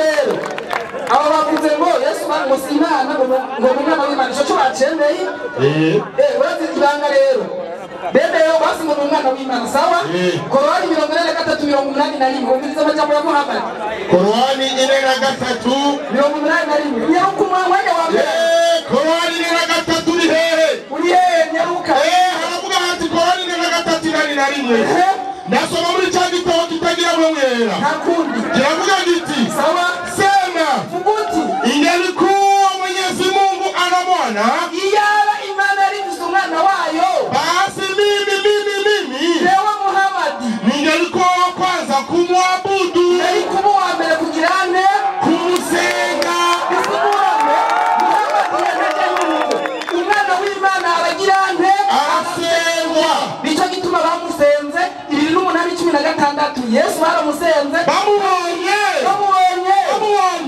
igishwa bamubonye baramusenga Imana rihabwa icyubahiro ariko bamwe barakekeranya nk'abo bayisilamu nabo baracyakekeranya Yesu yaba atiyemera ko ari Imana bamusenze yari kubankira kuko ntiyabankiye yararetse baramusenga kuko afise icyubahiro cyo gusengwa namwe badavuze ngo iyo menye yuko Imana ifise umwana wayo bari kuba uwa mbere kumusenga yapfuye atabimenye mugabo mwebwe babimenyeye ngaha Imana irabagiriye neza ni mu musenge mu mwizere murokugakiza murakoze amen. Izina ry'Imana yacu rihabwa icyubahiro. Amen. Abakristo turamuganya mu izina rya Yesu. Amen, amen. Jewe bavuze ati akarimi kumwe kararyoshe. Ntacyo mvise mvuga ariko izina ry'Imana yacu rikomeze guhabwa icyubahiro. Je ni mwenyekiti abigisha banje ndabafise hajya kandi bigishijwe.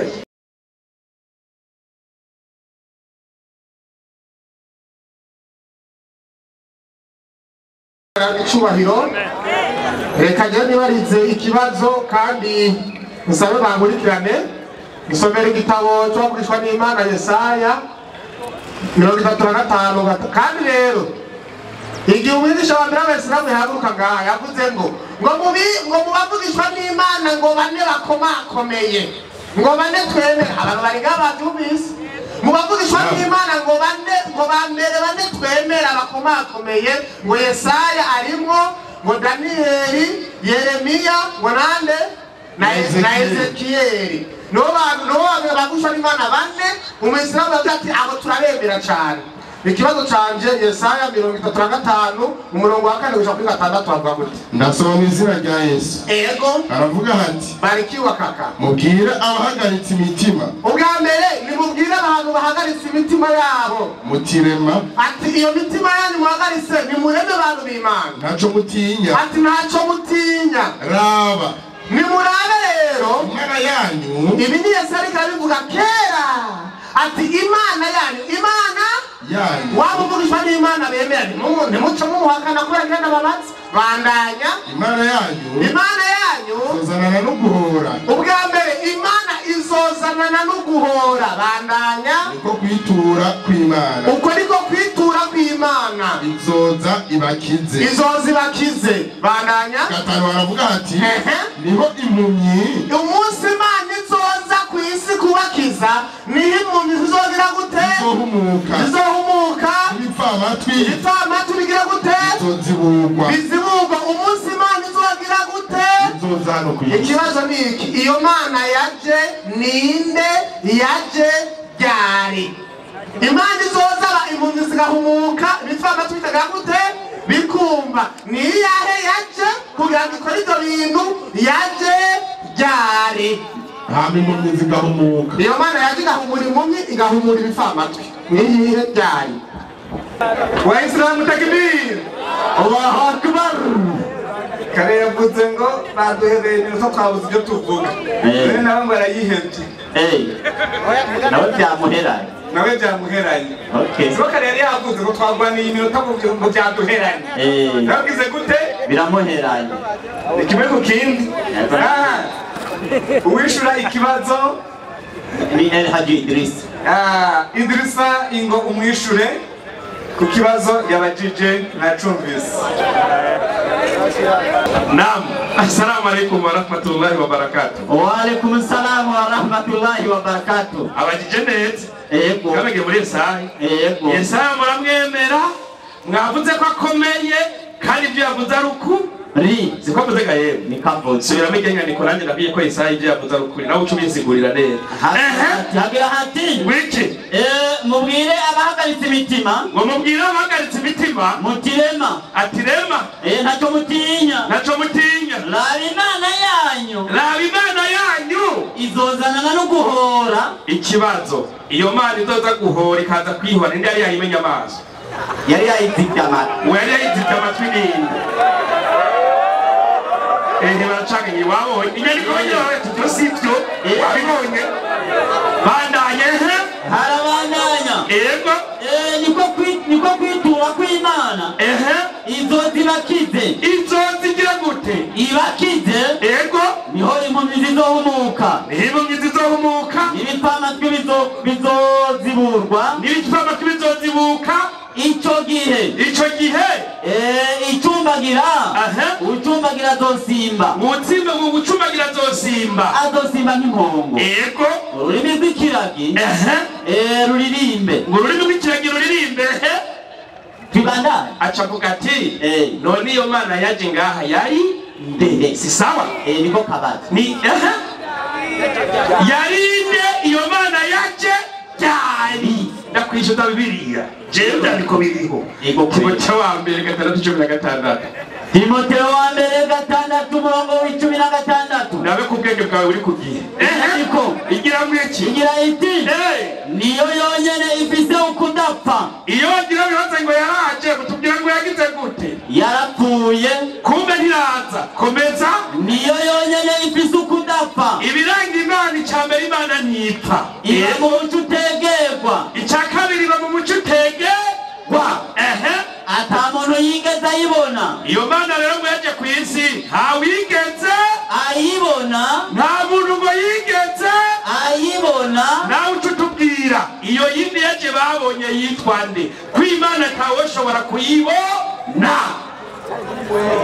zisawa kandi umurongo nibo bawutanze imana ntishobora kuboneka iba mu muco utegerwa imana ntipfa mbega Yesu koko yarapfuye burya nimba yarapfuye si imana nimba atapfuye urumva ashobora ko ari imana komeza inyandiko harabananya ego iba mu muco utegerwa imana iba mu muco utegerwa mbega iyo yaje ku isi aba yegera akayibona je ntanabonye je ntantero kwemeza kubera imana iba mu muco utegerwa komeza ata muntu yigeze ayibona nta muntu n'umwe yigeze abona iki imana iyo mana yari izaza abantu bagahumuka ntiraza kiretse neza mu nyuma atawushobora kuyibona ntawushobora kugira gute kuyibona ntawushobora kuyibona jewe sinobeshe n'abayibonye kubera bibiliya ntibyemeye icubahiro n'ubushobozi bidashira bibi byayo amen iyo niyo nyishu iyo rero sinzi uvuga iyo ariyo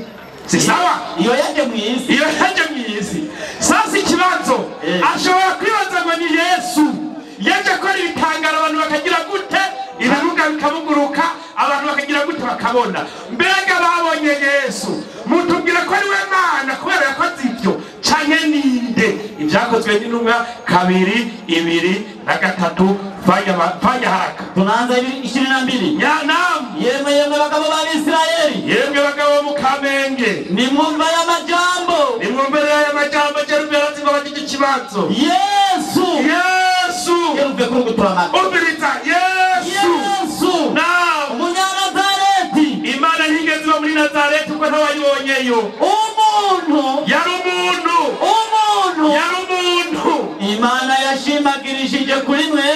imana yashimagirishije kuri mwebwe ibitangaza n'utwumiza n'ibimenyetso iby'imana yamukoresheje Allahu Akbar ukora kuze ko imana Yesaya yavuze so kubona imana live ukubona imana mu bikorwa biciye ku ntumwa zayo iyo niyo nyinshi ugenda wigera ibiriya Allahu Akbar jana mwana kiragera bigera mutayizi muze tubigishe ikibazo ni parara n'induru gusa n'induru imana yaraje mwariza mwisi sisawa ariko kweli sasa imana niyo shobora kuza mwisi ngo yibonekeze barize barondera Yesu akivuka imana nayo bazi ko bashira mu muriro cyo bayikerera imana ishobora kuzagana bayirabe n'amaso n'inzara abantu bazi iyo babonye si imana Yesu numu acaravuga rero ngo nta muhemu yaratugira ziko yavuze reka ndagwakana ko warafise muhemu yara nawe umuvyo yavuze wari gutahura ibyamuhemu wowe ukoze ibyamuhemu ibahi isa gute imeze ite wewe wabisigura wewe idandarizwa tuje kuyireba wowe muhemu nayizi wewe si umuyaga siko bibiri isiku kweli wowe umuyaga urawuzi wewe urawubona sasa kanyarari ibyakoze ari 54 fanya haraka 54 ibikorwa by'abatumwa hagira hati agira ngo iki bamubonye baribwa mu mitima ndazi n'umwe ko muramekenyera imisaya bamuhekenyera imisaya akakumenyekera imisaya muri abayisilamu mwabera bakafiri ariko Stefano yuzuye mwemu yera ongera ntabwo mutubwira ubwo warayibutse ngero yavuze ahanga amaso mu ijuru abona ubwiza bw'Imana iyo ni iki mungu emisahwanya na Yesu ahagaze iburyo bw'Imana. kumbe Yesu siki Si Imana uyu mwari utuye munde yera kuguruza futa naho baruka hepfo azobari kugura bibiliya n'ikinyo ego nuko byose kugarukako acavuga ati aba Yesu baramusenze mbega abo bamusenze ngo bari bicucu kandi ngo barabyemera mbe Yesu aba bagusenga bahayangahe 15 Matayo nyarutsa nanjyajyame Yesaya avuze ati byavugishwa n'Imana kuri mwebwe ataba abana b'abantu aba bakunda iminwa yabo wumva kumubonera ngo muramwemera ariko imitima yabo ikure yanje bamusengera ngahe basengera ubusa bamusengera ngahe zero bamusengera ubusa kuko inyigisho bigisha ari byagezwe n'abantu ngaho kuja kubabwizwa y'Imana dusenga Imana yose kunde kuruta byo gusenga Yesu warose zero mu muriro. Salamu alaikum. Wa alaikum salam wa rahmatullahi wa barakatuh. Izina ry'Imana rihabwe icyubahiro. Jewe nababwiye ati buri kintu cyose gica ngaha muze mwaraba umuntu uko avutse n'uko yumvira hama musengera ingorane uwo muntu aba afise. Yego. Umiriza ikibazo canje none sinsubiyemo amajambo n'akararo k'ingorane y'umuntu subiyemo ibyo navuze ngo none nsubiyemo ibyo navuze ngo none umuntu badafise ingorane n'ibyo navuze nsubiyemo abizome iyo ngorane rero bari umuco musengera ubizi ikibazo canje nibarije kandi nagiye buke haganyere Yesaya 35 gwera ku murongo wa 4 n'uwa 6 avuga gute ikibazo kiratomoye avuga gute havuga ati mubwira abahagaritse imitima mutiremo ati nimubwira abantu bose n'abisilamu n'abakristo bahagaritse imitima ati yemwe nimureme naco mutinya Imana yanyu izozanana n'uguhora ubwa mbere Imana izozanana n'uguhora mwari magambo izozanana no gutunganya guhora ni gutunganya ikintu cyari kimeze neza ukwiriye ukuruka mu bukuri bandanya niko kwitura kw'Imana izoza ibakize Imana izoza ibakize arabaneka kuvuga ati bandanya impumyi zizohumuka Imana imaze kuza kubakiza impumyi zizohumuka n'ibipfamatwi bizozibugwa ico gihe ucumbagira azosimba n'iki n'impongo ica nibariza ikibazo iyi Mana izoza kugira ngo ihumure impumyi ibipfamatwi bikire ibivuga bivugurugwe ni Imana we watubwira ati iyi Mana ni Allah Imana yacu ukaburanisha amati byabaye dari kwatubwira ati byabaye cyagiye Muhammadi yahabwa ubutumwa ari mu ishamba rya Jabal aho kunyishuye mugabo iyo nyishu ari kuva hehe kandi atakuru ufise kuri iyo nyishu iyo Mana rero yaje igahumura abantu igakiza impumyi niyihe yaje ryari nicyo cyari ikibazo Luka 7 mereza manjonjo wele ku murongo waho wa 18 paka 22 nipe mafu aravuga ati Yohana abigishwa biwe bamudondera ivyo byose Yohana abigishwa biwe bamudondera ivyo byose Yohana amagara babiri mu bigishwa biwe Yohana cyamagara abigishwa biwe babiri abatuma ku mwami Yesu abatuma kuri nde ku mwami Yesu yabatumye kuri nde ku mwami Yesu bandanya ati mbega uri wa wundi akwiye kuza cyangwa twitega uwundi umiriza Yesaya yavuze ngo Imana izozikiza impumyi Yohana arababaza Yesu ati mbega uri wa wundi azoza mwari bagabo ati ni ya Mana izoza bandanya abo bagabo bamushikiriye baramubwira bati Yohana umubatizi yakudutumyeko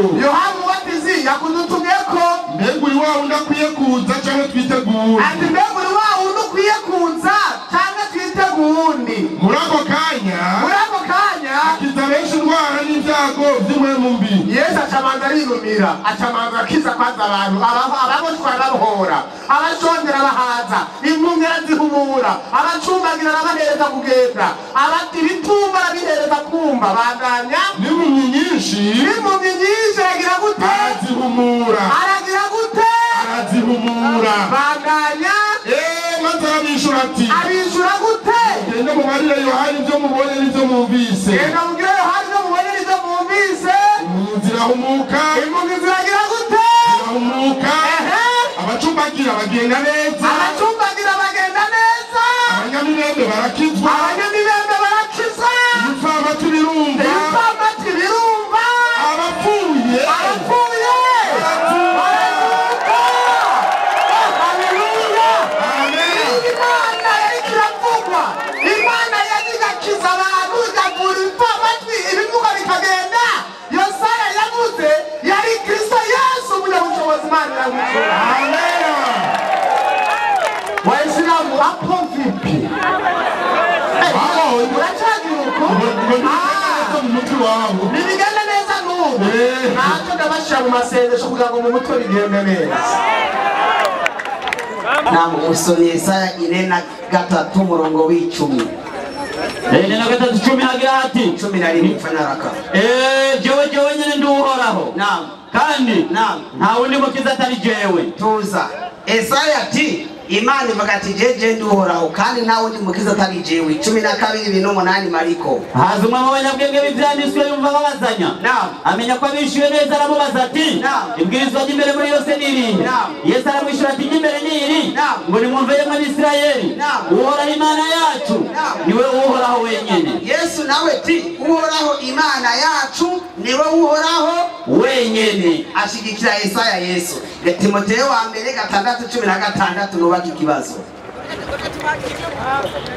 Timoteyo wa mbere 6:13 fanya 6:16 nagezeho hagira hati niyo yonyene ifise ukudapfa. Ati Imana niyo yonyene ifise ukudapfa. Iba mu muco utegerwa. Iba mu muco utegerwa. Ata muntu yigeze ayibona atawushobora kuyibona. Icyubahiro n'ubushobozi bidashira bibi byayo. Amen. Urakoze. Ichigwa cyacu cyari hagati ya Yesaya na Yesu na Paulo ninde yavuze ukuri ngarutse hahandi nyene. Ariko njanindijamo n'umwarimu uko nabo nyene yindijemo. Yesaya avuga yuko Imana ari mwe rudende na Yesu ati Imana ari mwe rudende. Paulo nayo Imana ifise ukudapfa. Iba mu muco utegerwa nta muntu yigeze ayibona. Ikibazo gihagaze aha niko umwarimu ahagaze ngakatwigisha Yesu ko ari we Imana. Mbega Yesu yoba yarapfuye kugira ngo ntabe Imana? Yesu waba baramubonye kugira ngo ntabe Imana? Yesu waba baramwegere kugira ngo ntabe Imana? Niba ibyo byaramubayeho ko ari bitatu cyatuje kumenya ko Yesu na Yesaya aribo bavuga ukuri. Mwarimu acaza kuba umubeshi. Inyishu yanje boba baramubonye Yesu, boba baramwegereye, yoba yarapfuye kugira ngo twemere yuko Yesu ari Imana. Mwarimu be na Paulo bavuze ukuri.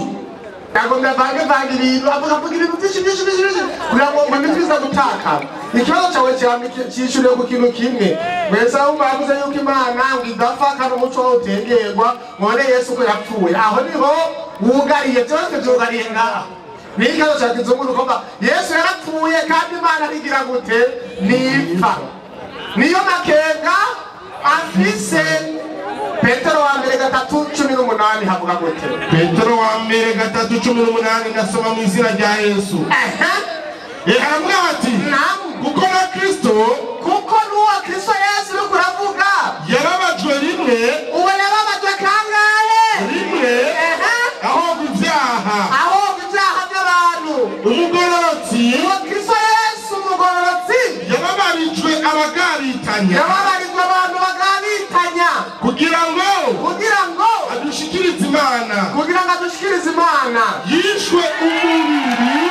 Umuriza uyu Yesu rero bera gushikiriza Imana nazo cyaricyo nabyazi achapa muguru Kristo Yesu niwe nzira n'ukuri n'ubugingo. Yishwe umubiri. Yishwe mu mubiri ariko yahinduwe muzima. Ahinduka muzima mu buryo bw'imwemu. Mu mubiri yarapfuye ariko mu mwemu yari iki? Yari muzima. Yohana 4:24 havuga gute? Yohana 4:24 havuga gute? Havuga hati ndasoma mu izina rya Yesu. Havuga hati Imana ni mwemu. Imana ni mwemu kandi abayisenga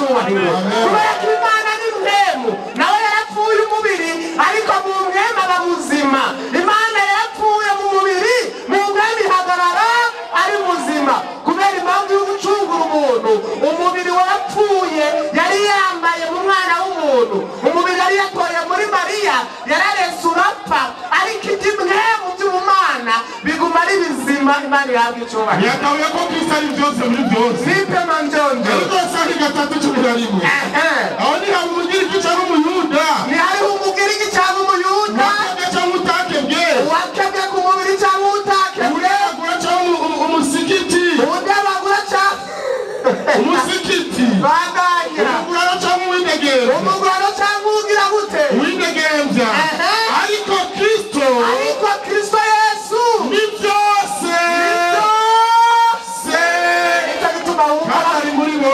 bituma babwita data akitwa umwana akitwa umuntu akitwa umucunguzi akitwa intama akitwa inuma ni kubera ko Kristo Yesu ari byose muri byose akibiri kamere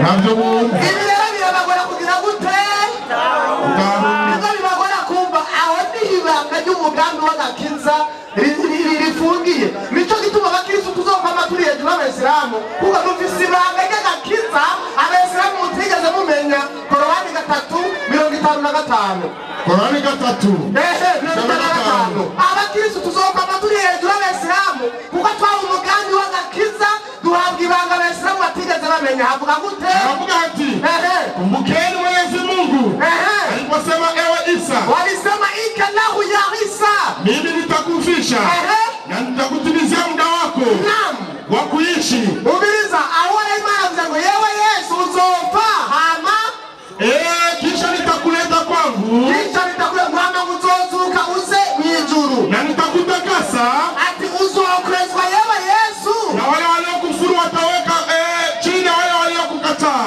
kandi bamwe bakwanse bazoshigwa munsi mubaye ubiriza ko wana ati Yesu nzogushira hejuru na bamwe bagukurikiye ngo baza abandi nabo bakwanse nibagukurikire bazoshigwa munsi mpaka wapi nitaweka wale waliokufuata juu ya wale waliokufuru nzoshira bamwe bagukurikiye twebwe abakristo twamukurikiye juu ya wale waliokufuru hejuru ya bamwe baguhakanye mpaka siku ya kiyama gushika ku munsi w'imperuka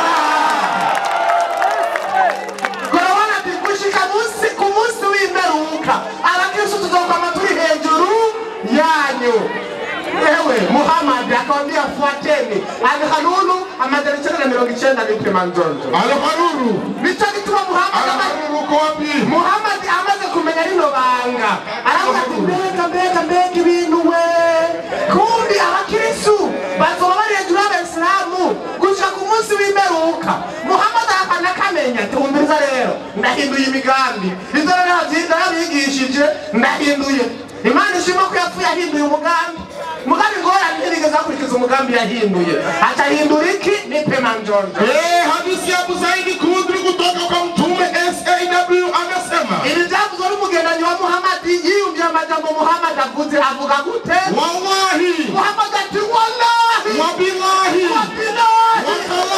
watallahi mtazifuata njia za wale waliokuwa kabla yenu umbiriza Muhammad yari walizosakwa kurica imbere yuko avuga rino jambo atumbiriza muze mukurikiza inzira za bamwe bamwe imbere yanyu bandanye shughuli kwa shughuli na bila kwa bila buri kantu kandi muze mubakurikire kiasi kuwa hata kama wataingia katika shimo la burukenge kurugero rwaho naho babacisha mu mwobo w'imburu ari mu mwobo w'imburu bungana mutawafuata reka muze mubakurikire gusa tukasema tuca turamubaza Muhammad mtume wa Allah yewe nubwo y'Imana unakusudia Mayahudi na Manasara ugombye kuvuga tuzadukurikira Abayahudi n'Abakristo Muhammad akasema Muhammad acarabishura kumbe nani ati none mwari muzi ko mvuze bande